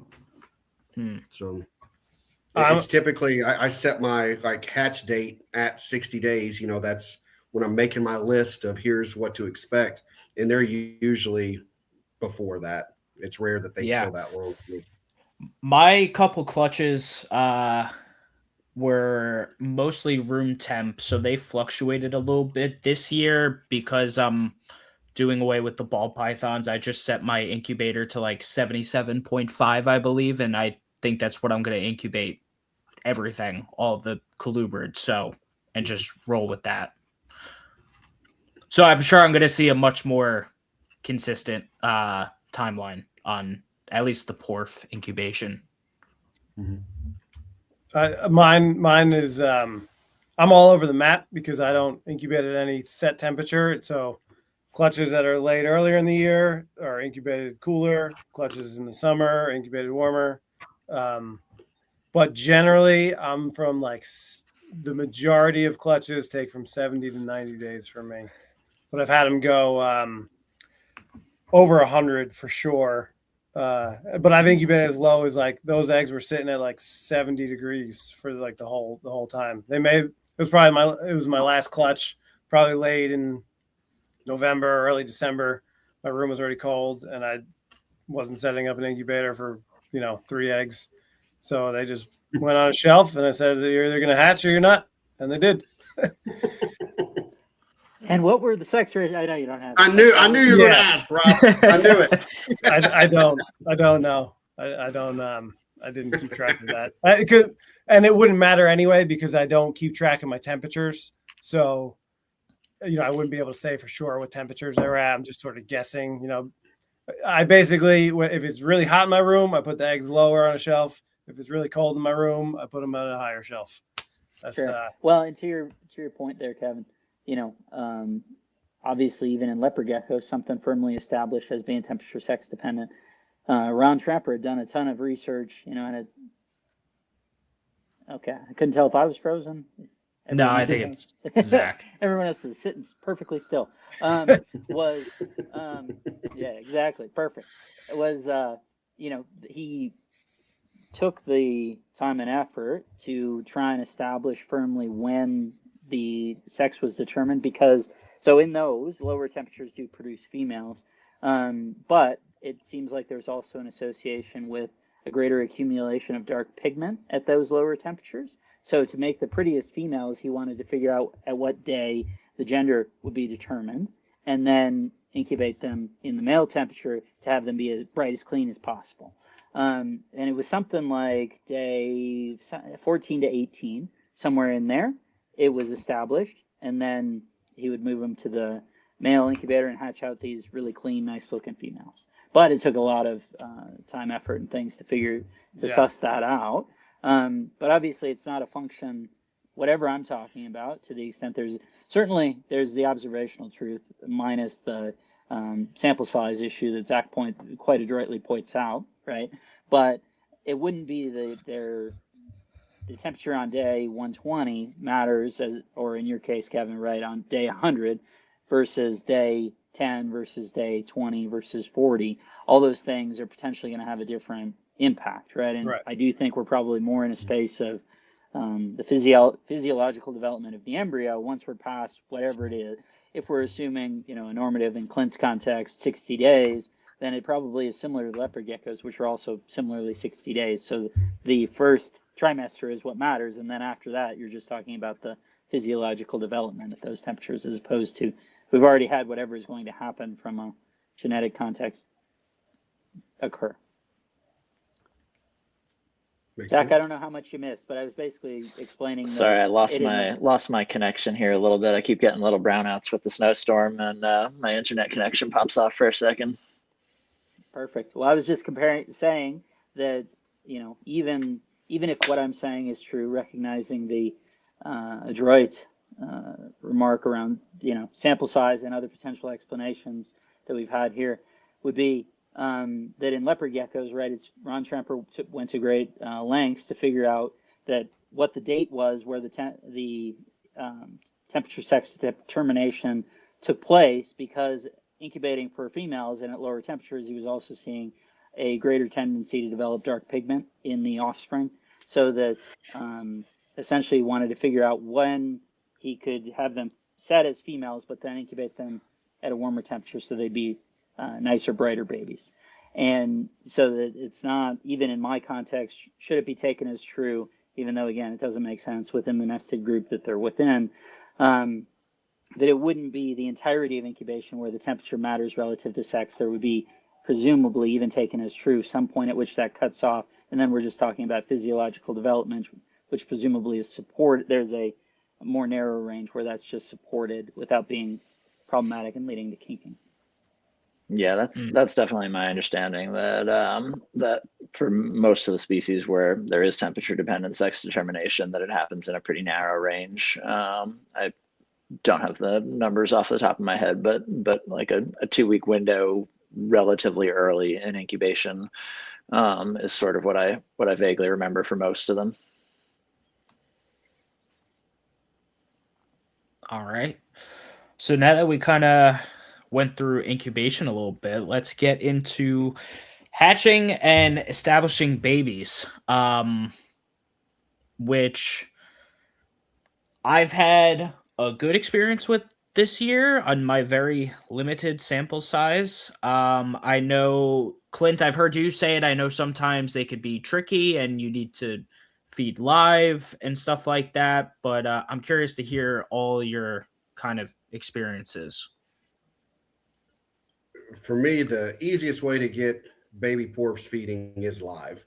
They tend to be very predaceous, like that movement oriented, not that all of them need it. It's funny because the second trick is going to be just the opposite of that. But as far as if one's not going to take a frozen thawed for you, the first thing that I'm going to tell you to try is live. And if that doesn't work, then I'm going to tell you just the opposite: boil a frozen thawed. Those two tricks seem to be the number one and number two to get baby porphs feeding for me. Rarely do we have to do anything other than that. But those two right there usually get it.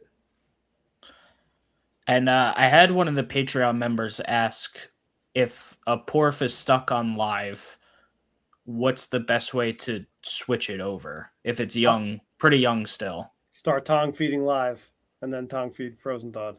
Okay. Fresh killed first.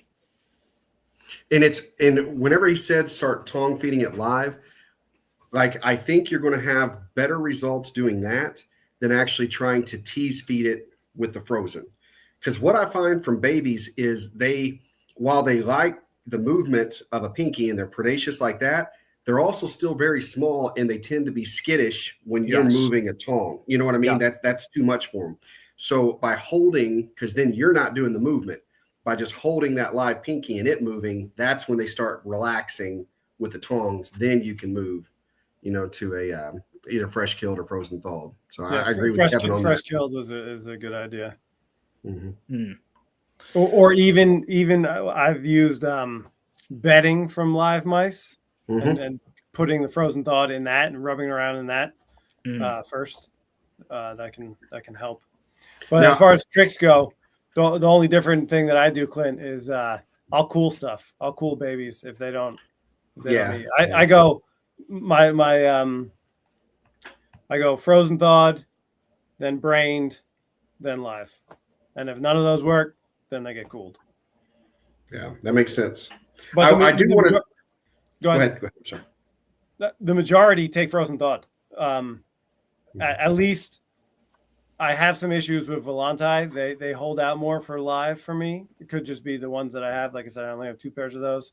But all the other 3, I'd say 80% take frozen thawed as their first meal.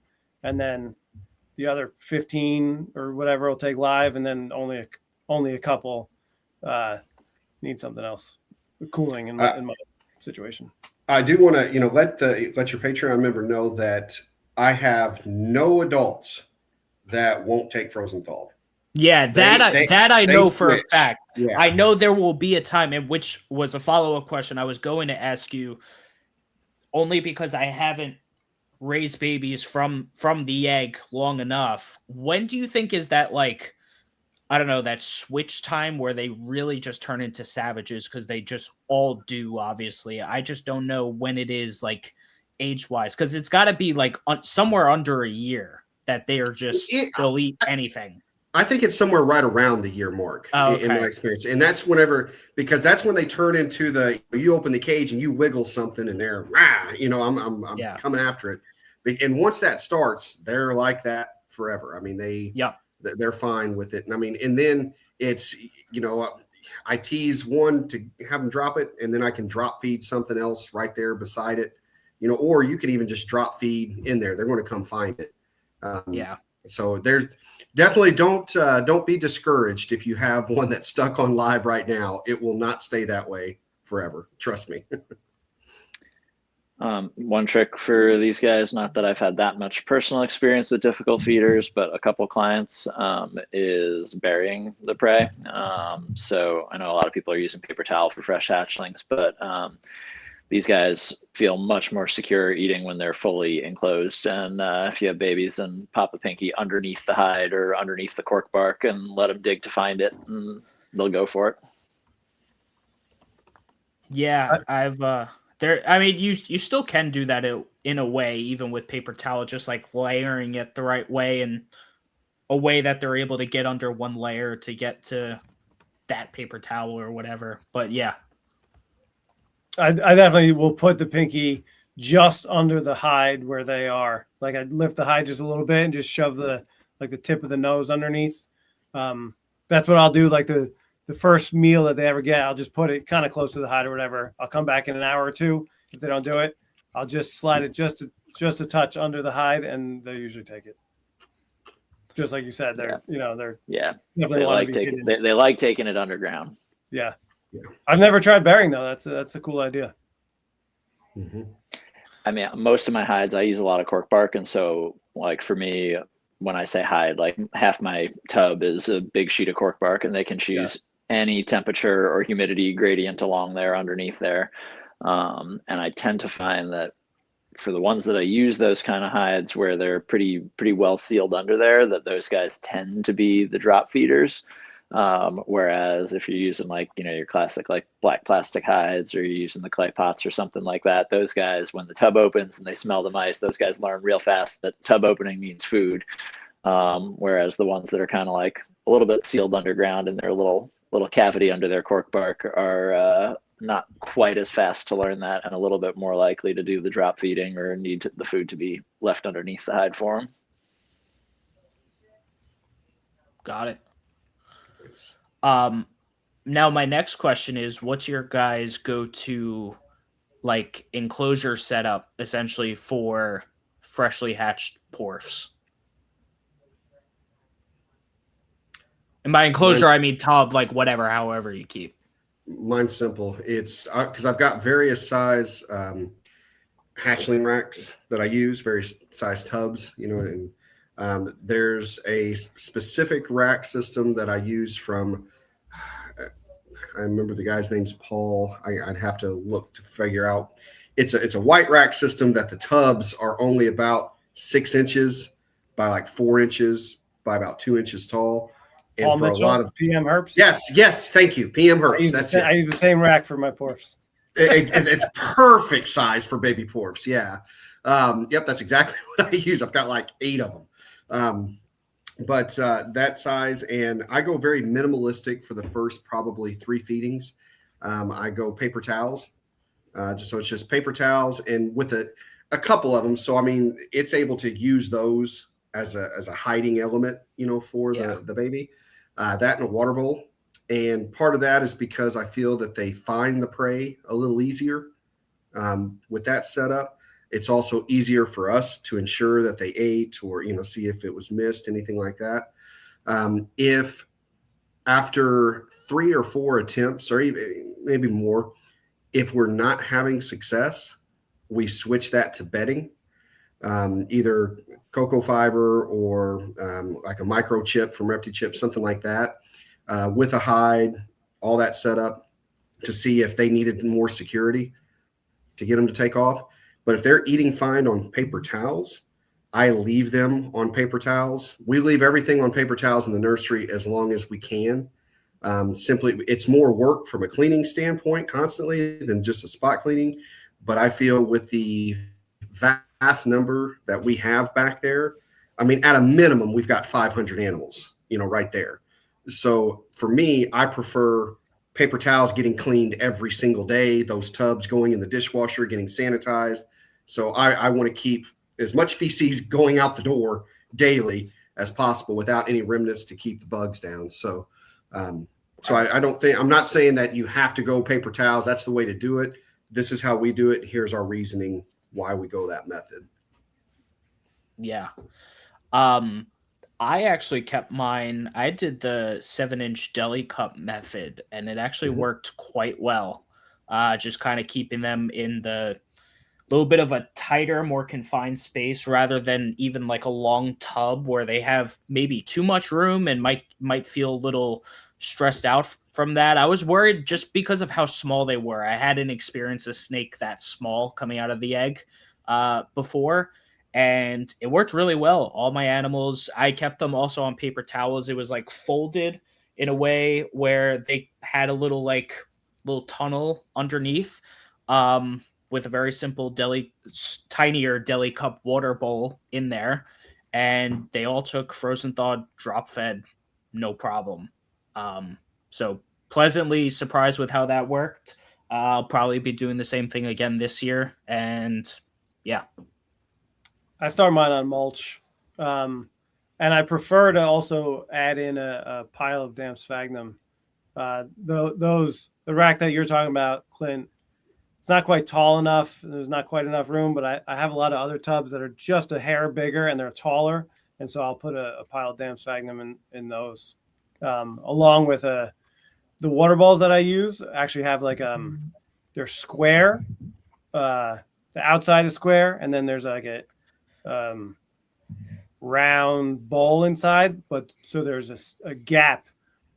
I don't know how to explain this. There's a gap under the water bowl, so they act as a hide also.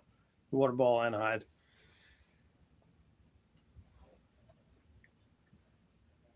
Cool.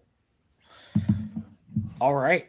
Rob, we can kind of go back because I took a note of it. You mentioned about the cockeye with the missing pattern, acting spiderish. Yeah. Very curious to hear. It was something that we started seeing, and I was selecting for. I think it's a cool look, especially I thought it was a cool look back 17 years ago, whatever it would be. And certainly it's a it acts like a single gene. It appears to be either incomplete dominant or dominant.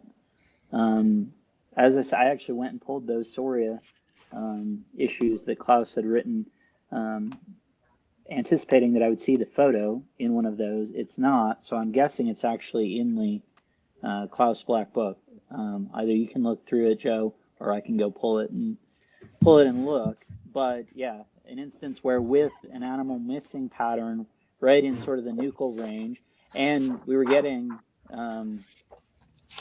expansion of that, or it was appearing, there was a range in phenotype with that. But either way, it's sort of like a dissolve. It's almost like if you imagine those as pencil markings, the bilateral racing stripe pencil markings, if you kind of erased them, is the appearance that it presents with.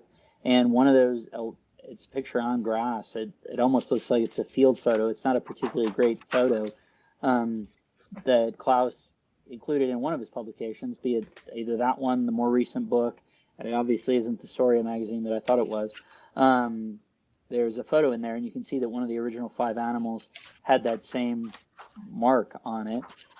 As I said, I was breeding towards it when we're talking 2007, 2008, 2009, 2010, and there was an association with those missing, rubbed out pattern animals of, as I say, kind of that JAG association where they weren't always problematic, but if you put them in a weird spot, like if you kind of set them upside down, that they would have difficulty righting themselves, and they would, like, if you put them into a deli cup, something like that, that they would ride the lid and stay upside down much more than a snake that didn't present with that phenotype. So I believe that's associated with, at least my old recollection was that it seemed like that was malformation of the nuchal crest, and that's where, essentially that pigmentation distribution being associated with development, and that gene, essentially things weren't developing in the appropriate neural pathways because of the absence of pigmentation bringing that along for the ride. The Great Danes with patterning on the ears, right, not having deafness, whereas those that have the all white ears are the ones that are predisposed to be deaf, that sort of context. So that's certainly what it seems to be for me. It certainly is inheritable. I don't know where it seems like I see less of those animals nowadays, but you guys probably have a much better sense of what's in the marketplace. Do you see the kind of what I'm talking about, where it appears like the stripes have been erased right at the base of the neck at the rate that we were seeing? I see people marketing vanishing pattern cockeye all the time. I don't have any. I don't particularly like that look. I like bold, dark stripes. I'm actually trying to breed for more black. But I definitely see them marketed for sure still. I didn't know that they came with any kind of neurological implications. So that was that's the first my association with it. So I would encourage you guys to ask people that are working with that trait at this time if that's things that they're seeing. I did see it as a clear association in my animals. There's one person I see currently who seems to produce them regularly, but I'd be interested to ask them what their experience is. I don't know. I'm really curious about throughout it. throughout. Go ahead, Clint. You got more experience than I do. Hold on. You glitched out, Clint. I think he's frozen. Yeah. I've produced them here and there. Can you hear me now? Now we can. All right. Sorry about that, guys. I've had some that have hatched out, over the years, because again, I've had a lot of cockeye breeders, and I've never really noticed anything different, in their behavior. So I've not noticed any of the wobbles, anything like that. Now, I've not bred for it. I've not gone for it because, like Kevin was saying, I prefer more the bold look. To me, I want as classic a cockeye as I can possibly produce. That, to me, that's just the perfect size. So So I don't go for it, not knocking anybody who does. We all like, like morphs, so I like different things too. But in I would probably say I've maybe had 15 to 20 of them, over the years, and I've not noticed anything different, in the few. But that also may be where, like, if we're comparing it to the spider gene in ball pythons, right? Not always about all the time. Yeah. Exactly. You have some that are severe, but you have others that you've never seen a wobble in. Some that only when they're hungry, that kind of. So it may just be that being that mine were far away from, that the adults didn't really look like they had it, but maybe they were to a low end. It could be like that, but yeah, I just never noticed it personally. Rob, did you notice any issues when they were super young, or did it kind of come on as they aged? So the one that prompted me to really notice it was actually, I was taking snakes over to Brian Barczyk and was sitting in his lobby, the lobby at the office with him in a cup with this beautiful snake that I was intending to sell him for, double or triple the price. And I was watching it ride up the top of the cup and then fall over on its back and not right itself. And it made me sort of, I think I had never, in the same way, I had never seen it or noticed it or appreciated it or fully taken it in. I then had a really dramatic sort of, hey, maybe you should evaluate what you're working with for this. And then I did see it in other animals to lesser degrees. So it was actually a particular moment with a particular animal that made me sort of realize it. It was not something that I was seeing throughout. I hatched that first, a really beautiful, to my mind, particularly back when the only things that we had were there was only normal. So this was a very atypical where it was probably missing, 2 or 3, it was very blurred out, 2 or 3 inches on one side and 2 inches on the other, something like that. When I hatched that animal out, I didn't notice anything. It seemed normal and fine. It was then when I recreated a similar animal and then in that particular moment said, oh, this is not normal. And then that took me back to looking at other ones. To your point, that was a great question there too, about, was it right there in young animals? So just this season, now again, this goes to where, yeah, I keep and breed a lot of ball pythons, but I'm not nearly as hip on the ball morph world as, a lot of others. So cypress is a gene in ball pythons, and super cypress can have the neurological issues like spider. I had no idea that was the case. Yeah, it's in the same complex. Exactly. Yep. And I wasn't familiar in that until I was producing a bunch of them. And I produced like a super cypress clown, super cypress, super pastel clown, gorgeous animal, wicked. And it was fine for like the first 3 months. No wobble, no nothing. And that's why I had no idea that it even existed. It was after about 3 months. Now that thing rolls over and does all the typical spider crap that you don't want it to do. So that may be another. So what I'm getting at is it could be that some of these animals that I produced, they never exhibited any of those characteristics until after they were already gone. If it didn't kick in till 6 months down the road, they're probably not with me any longer, at that point. And so, it may be that those with the vanishing pattern can have that. And I never saw it because they weren't with me long enough for me to see it. Or there could have been some other additional characteristics. I'd be very curious. So if there's someone who's working with it now, that was my limited sample size. Those were my observations within that group. If the answer is that someone is producing some that don't do stuff, well, that sounds great to me. That's additional information. That was just my experience with it. I'm really curious about it. I have one male cockeye that's very reduced pattern in the front, that just caught my eye when I was choosing my breeders, and I would say out of all of my Asian rat snakes, that's probably the tamest snake that I have and the one that I have in hand the most often, and I'd be most likely to notice any kind of subtle neuro anything, and he seems totally perfect to me. But this is the first I'm hearing of it. I've also never seen anything on the client side of things. Nobody's ever brought me a neurologic cockeye before.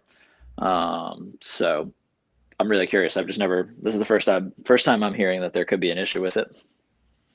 Yeah, again, just my experience within that group. They're obviously, anytime we're in such a small gene pool, right? Any sort of, it could have been that, again, why I try to avoid certainties beyond things that are supported within, my data set, because there obviously could be another mutation that just happened to be within the group that then I was selectively breeding for. And I was presuming a link to that phenotype that was also common within that group where I was seeing that happen. So that's entirely possible.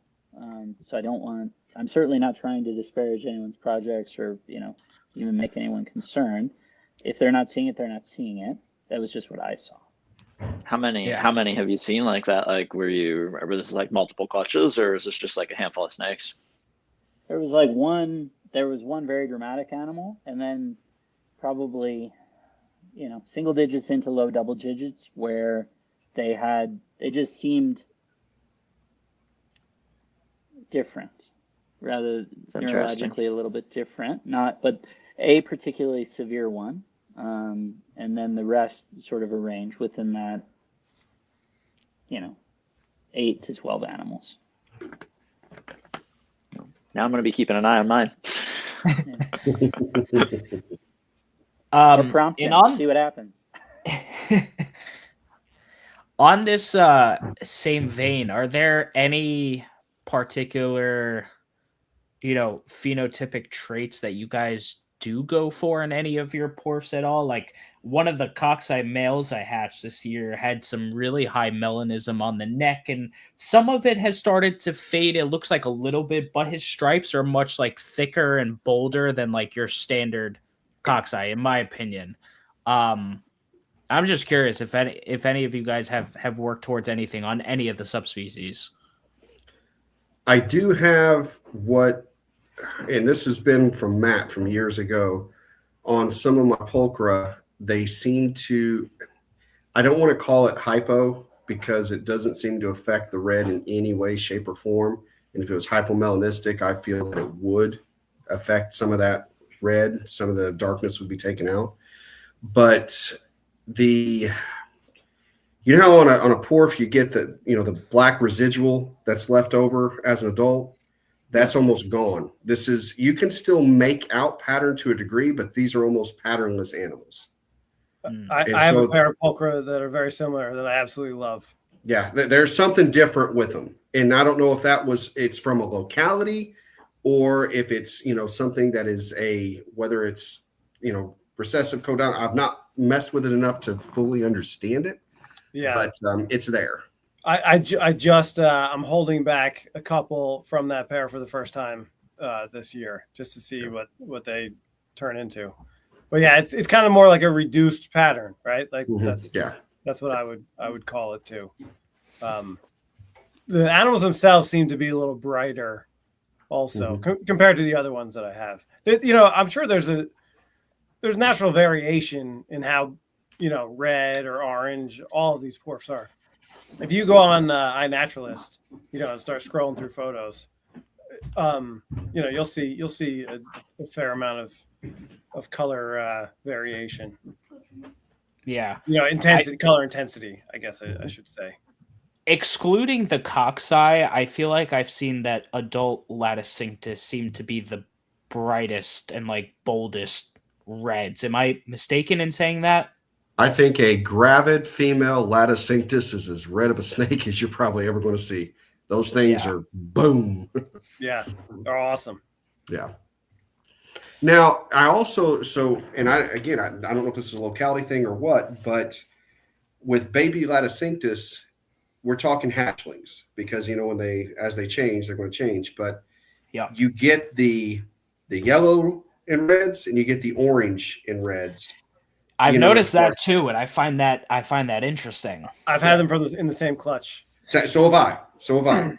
And so that's why I don't know what would cause that when they're just going to end up, they turn the same thing too. So I was just kind of throwing out there. Didn't know if someone had more of an idea on why that is than I do, but something else noticed, I guess.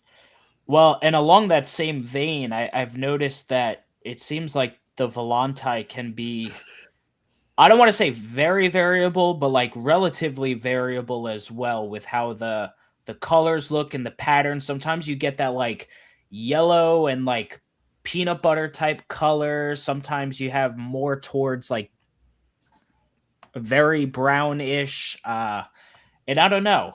I feel like I haven't seen a lot of Volante age like amazingly. I feel like I've seen maybe a few pictures of like a few good ones, but I'd be interested to see as time goes on. Obviously, they're like the least work with subspecies, so I'd love to see more work with them, so to speak. I've seen them go more the orange and more the green or olive almost coloration. I've seen them go those two directions, and I think that might be province based as well. But they, and just to, I guess, mention it because we talked about the amount of babies or eggs that each of these subspecies produce, but I think there's another reason too that Volante are not seen as heavily in the hobby. I don't think that they pass the grandma test to the degree that the other ones do. And what I mean by the grandma test is simply if someone who does not know what they're looking at, just knows it's a snake, is walking past a table at a show, they look at a coxeye and, oh my God. They look at a baby Laticinctus, oh my God. They look at a baby Poulcher, that's cool too. They look at a baby Volante, that's a snake. It's just they're not nearly as stunning as the other three. So I totally agree with you, but I will say I never thought anything of Volante until I saw them in person. Matt had sent them down to Billy for Daytona, and when I walked up to Billy's table and saw them in person, I was like, whoa, I've been kind of missing out on these things. Like I didn't realize what they actually looked like, and in person they are much better looking than in pictures, I feel like. And I agree with that, but you have a snake eye. That's true. You know what you're looking at. It's when I say the grandma test. And I'm not taking that away from you. I'm saying more for like on the snake nerd side of things. Like it really, some of the intricate colors and stuff you see, it was just really eye opening. I was like, wow. I also think that the Viante that Matt has, his locality, the Guangxi locality, are a little bit different than most of the other ones, and the way in which they're different is hard to capture and hard to convey on an internet picture. Even in the Messenger book, the vast majority of Viante are orange to brown to red tinged. But it seems like this one kind of area in central China, they're really more silver. Again, I don't want to misuse the hypo term, but kind of hypo-y looking. They really, like my Viante, look like coxeye and shed almost. And so, yeah, for sure, they're less spectacular, Clint. I agree with you 100%. But the way that my Viante look in particular, I haven't seen others look like that, and I haven't seen anyone else working with this locality strain, but they're I would say, I would not describe them as red. I would describe them as almost silver. And they're very, very iridescent. Yeah. They definitely do have more iridescence than the others, for sure. I think you describing them as looking like your coxeye and shed is probably about as perfect of a description as could be made on them. I'm like that. Yeah, that's it. That's exactly what they look like. I always called them a dull coxeye, but coxeye and shed is definitely even better. And forgive me if there's a reason and I don't know the reason, but why have we not seen more wild caught animals come into the hobby to diversify bloodlines and whatnot of all subspecies? I have ideas, but Rob, I think that you might be able to answer that better than the rest of us. Well, I think they're relatively sensitive snakes, as snakes go, right? Asian rat snakes, certainly wild Asian rat snakes, have a bad reputation, and I've had mixed experience with that myself. I've had actually wild Vianti, and yeah, they were pretty cool looking for 3 weeks or so.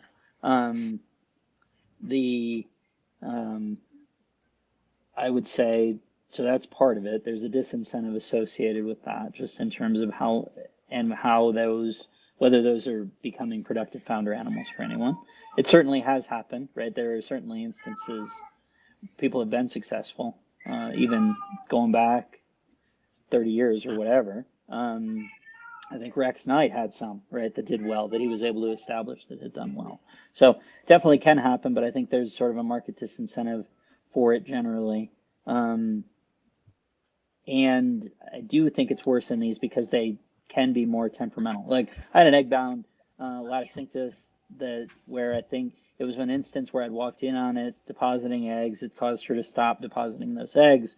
So she had stopped, 2 or 3 in and had 2 or 3 more in. I took her into the Michigan State Vet Clinic, and they told me, oh, yeah, well, we just essentially had, opened her up and heavily manipulated that snake. And I was like, wow, cool. I'm paying you not zero money, and I'm going to have a dead snake tomorrow. And that was correct.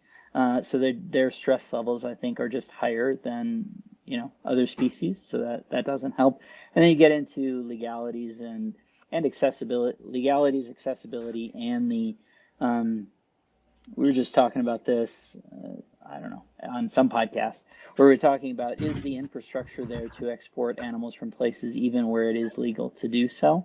And sometimes the answer is no, right? So both things have to be true, ideally, that it's legal and the infrastructure is set up to facilitate doing that. And that's all the more important on sensitive or more sensitive species, right, that don't necessarily take to acclimatizing well. So I think it's a nexus of those things. I think there may also be a piece where, while yes, if you keep porphs, you would love the idea of having new bloodlines. From a financial standpoint, it doesn't make sense for those who go and collect to go and grab them, because as far as exporters go, there's already so many captive bred, from Europe that you can come over here. There's so many that are already in the hobby that I don't know if it's really that there's enough financial incentive for the entire exportation process, from those who collect them in the field to the exporters to, all that, just to throw a few dozen more, over. So I think that's probably another halt area, for us as well. Gotcha.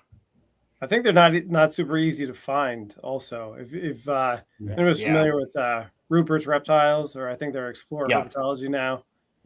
When he's found a couple over the past couple of years, and he's ecstatic about it. So, right, finding quantity that would tie into that practicality is probably not there either. I think you both make great points. Cool. All right. Another thing I wanted to hit on, and then we could kind of freestyle from there. And if anyone has anything, please chime in that they'd like to talk about. Wanted to talk a little bit kind of market-wise on them. And Clint, this is where I think you come in the best. The market expert. Yeah, the market expert. I'm curious. They've, since I've been into porphs, I've seen them on Morph Market like hover in this $300 range for the last 6-7 years or so that I've been interested. Where was I going to go with that? I saw a few people this year, or I should say 2025, like drop cockeye all the way down to like even $200. And I was just like, well, that's interesting. It just seemed like everyone was trying to like undercut each other. And it was also a bunch of sellers that like, I'm just like, I don't even know where you got these cockeye from. Like, I don't even know if you produce them or if they're coming from somewhere else.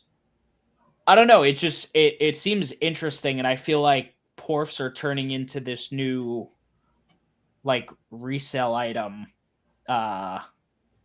because they're flashy and people like them. I don't know. What do you think, Clint? Are they still this $300 animal that they've been? Are they starting to, maybe is there going to be a shift to them kind of decline in price? If there was going to be a big shift, it would have already happened, to be honest with you. It's so what you see, there's actually, with a lot of species, you see the cycle that happens over the course of several years that, goes around and around. But actually with porphs, the cycle happens every single year. It goes through an ongoing cycle. And basically what happens is typically, and just from a price standpoint, they have been fairly locked at the 250 to 300 price point for years at this point. Yeah. Years, they've stayed right there. And what you will see is at the beginning of the season, when they first become available, they'll be at 300. And they're selling. And understand when I say this, because it's something you guys will hear me say on the show all the time. There's a big difference between what something is listed for and what it's selling for. So, you're going to hear me say those words back and forth sometimes, but they will be selling for $300 at that point in the beginning of the season. And they will often sell for $300 at shows, so it's that extra work on them. Well, then you get where they've been produced, here in the season, but it's the European influx, because over in Europe, they breed a ton of these things, but they don't seem to like them as much over there. And they ship them all over here. And so when that influx comes in, to your point, Joe, where you start seeing people that are throwing them out for that's what they're doing, is they're trying to, burn through a lot.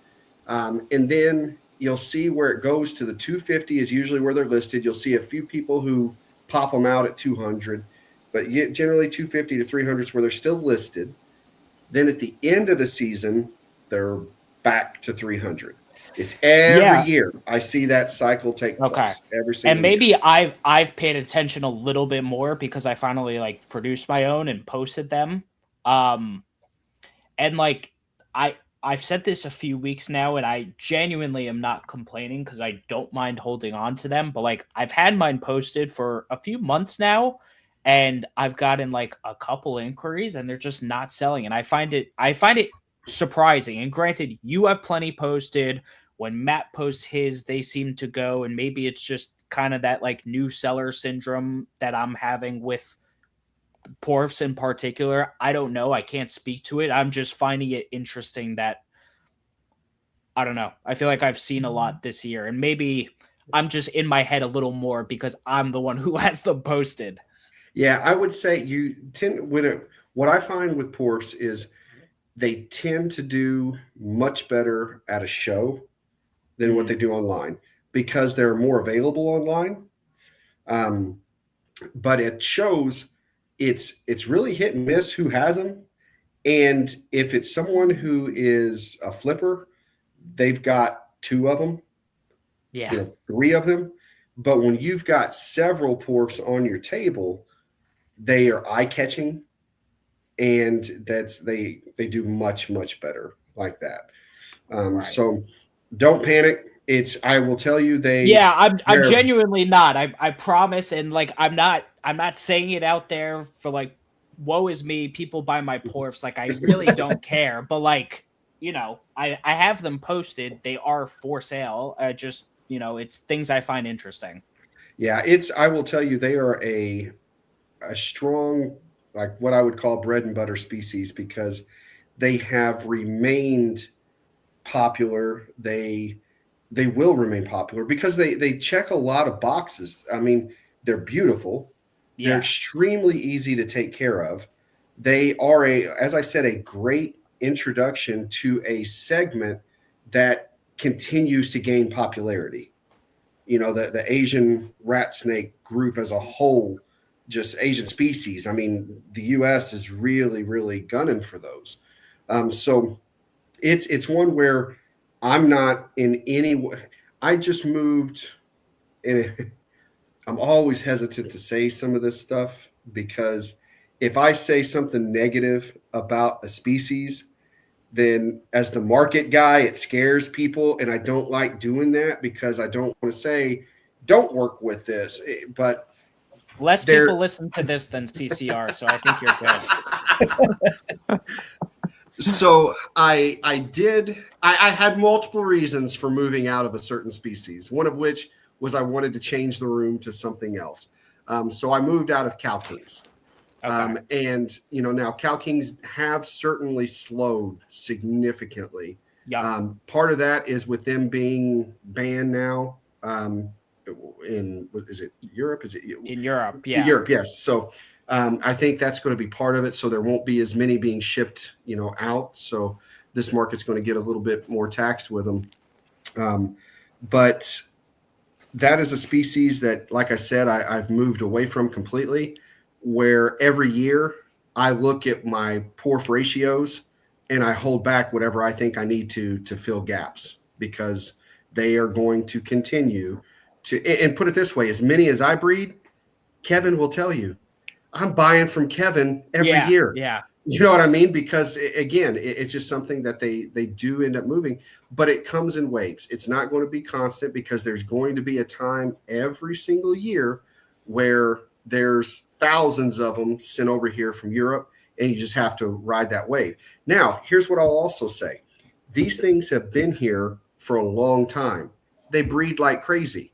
Why are we not saturated yet? Why has it not reached this? And, with the thousands that come over every year, it's simple, because we have it beat into us from when we were young. Reptiles need heat. And we've grown up on corn snakes and U.S. rat snakes and king snakes, things like that. And we make the mistake of trying to keep them that way, breed them that way, and do all the same things with the same temperatures. And even though, they can survive with those warmer spots, they're not going to thrive. It's not going to be long-term. You're going to get poor fertility if they breed or lay at all. And because those mistakes continue to be made every single year by keepers, we're not flooded with them yet. There's still a market. There's still a demand. It's not capped. Yeah. Between the subspecies, where does the popularity rank kind of lie? Cockeye is number 1. Laticinctus is number 2. Okay, here's what's funny. In previous years, I would say Pulchra is number 3, Volante number 4. That's shifting a little bit.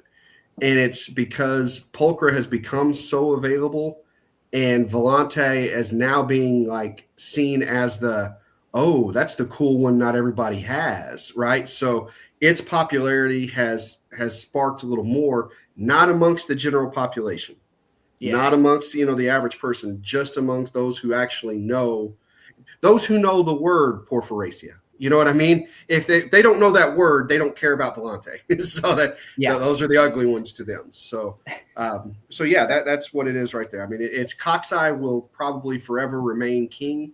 If Laticinctus looked the same way as an adult as it does a baby, it would have taken over Cockeye forever ago. Can't tell you how many times I have to explain, no, it's not going to always look like this, because it's such a dramatic shift. I would say Cockeye is probably as popular as the other 3 combined. Cockeye is far above the other 3. Yeah. But everyone here, what's your favorite? Mine's Laticinctus. Same. That's yep. Oh yeah? Yeah. I'd probably say Cockeye.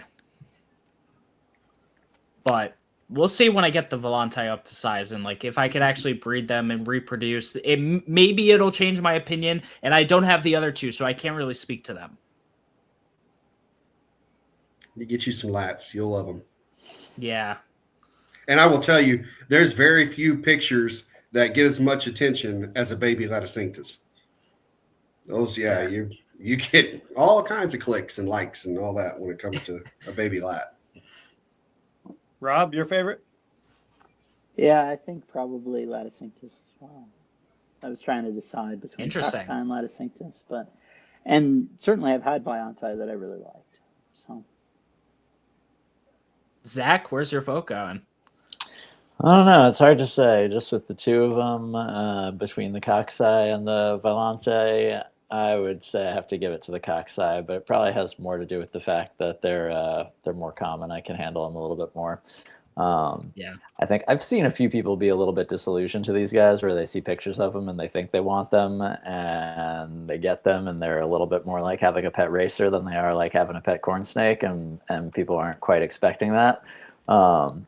So I agree with Clint in that they're a good kind of gateway species into the Asian rat snake group, but I've definitely had some people that were a little bit surprised that maybe that they're not necessarily the best pet snake for everyone. Mm-hmm. I am very surprised to hear that we've had different experiences as far as temperament with the. So individual variation, I guess. Yeah. Yeah. Speaking as someone who cockeye was the gateway to Asian species, I mean, they're just in my head, they're iconic. So, Mm-hmm. yeah. And they're on the cover of Klaus's book. I mean, yeah, that makes them the Asian rat snake king. Right there. It's those things are just awesome. They are iconic. And they start out beautiful and they stay beautiful all through adulthood. And that's one of the things I say whenever I'm talking to people, at a show, and I'm having to say, okay, the poultry is going to change like this. The, lats are going to change a whole lot. I said, this cockeye, what you see right now, it's going to look just like that 8 years from now. They're going to stay this gorgeous, just like this, which you can't say for a lot of colubrids, that usually they're going to get better, but you can't say they're going to look just like this as they continue to grow. Yeah. Here's one I wanted to ask, because I had this happen with a couple babies this year. Have you guys experienced this, and I've asked a couple of you this before, this weird double shedding, I'm going to call it a phenomenon, where I've basically had a baby go through one shed cycle. You know how they usually don't eat during a shed cycle, and then basically go straight into a second one. And they scare me because they just won't eat for a few weeks because they're just in 2 shed cycles back to back. And then they come out at the end fine, they take a meal, and I'm just all right. Was the 2 shed cycles right out of the egg? No. Established. One of them did it to me recently. Another one did it to me a few months old. No. Unusual. Yeah, it is. Normally, I would say it was because if it was right out of the egg, I would say it was still just absorbing so much yolk that it was putting it in a fast growth side. But other than that, the only time I've ever experienced rapid shed cycles like that is with some type of external injury.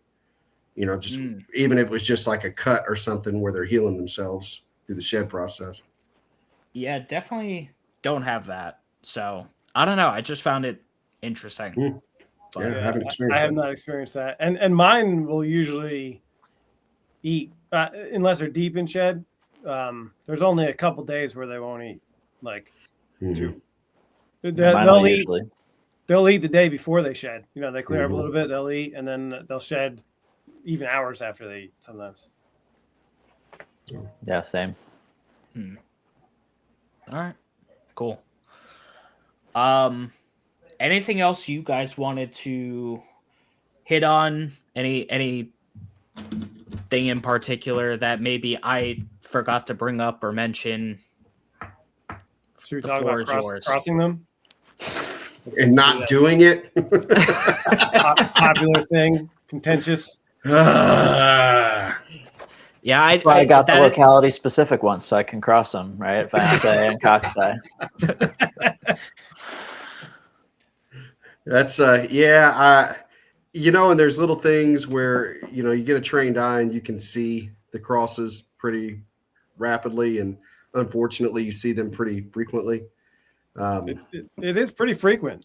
It is, and it's if you get into breeding porphs, please don't do that.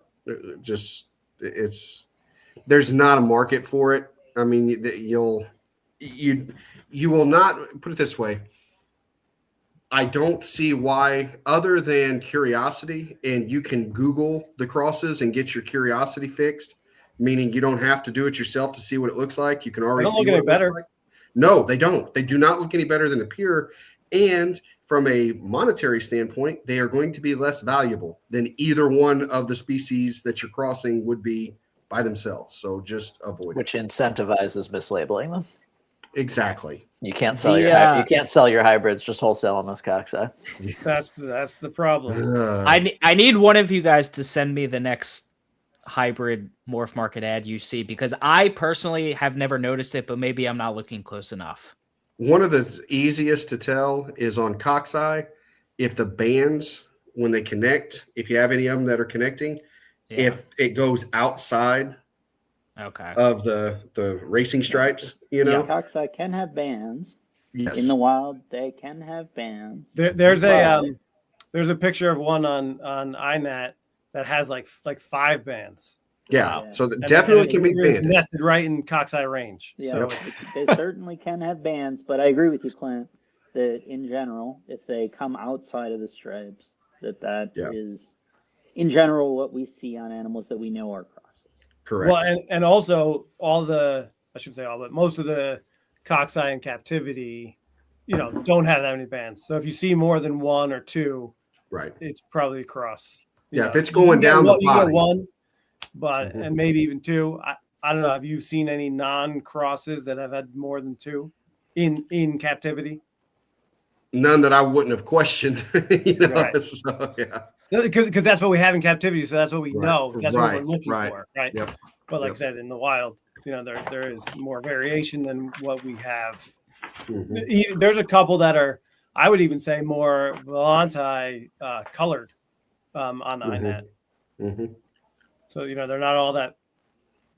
I don't know. Just got to focus on the vanishing neck pattern, and then you don't have to worry about it. There you go. Yep. But so there's a wild one with a band. This one's wild. To be a cockeye from Lowy. Wow. And I would think that had Vulture Volante in it. Yeah. Right. If you saw that as a captive animal. Now, where was the range? Like, where was that? That one's from Lowy as well. Those are all. That's right. But we don't really have that. We don't have that variation in captivity. Right. No. Because cockeye came from so few animals. Correct. Interesting. All right, cool. I had one thing that I wanted to just circle back to real quick in terms of co-housing and group housing. Have any of you guys kept females together? Like done a trio?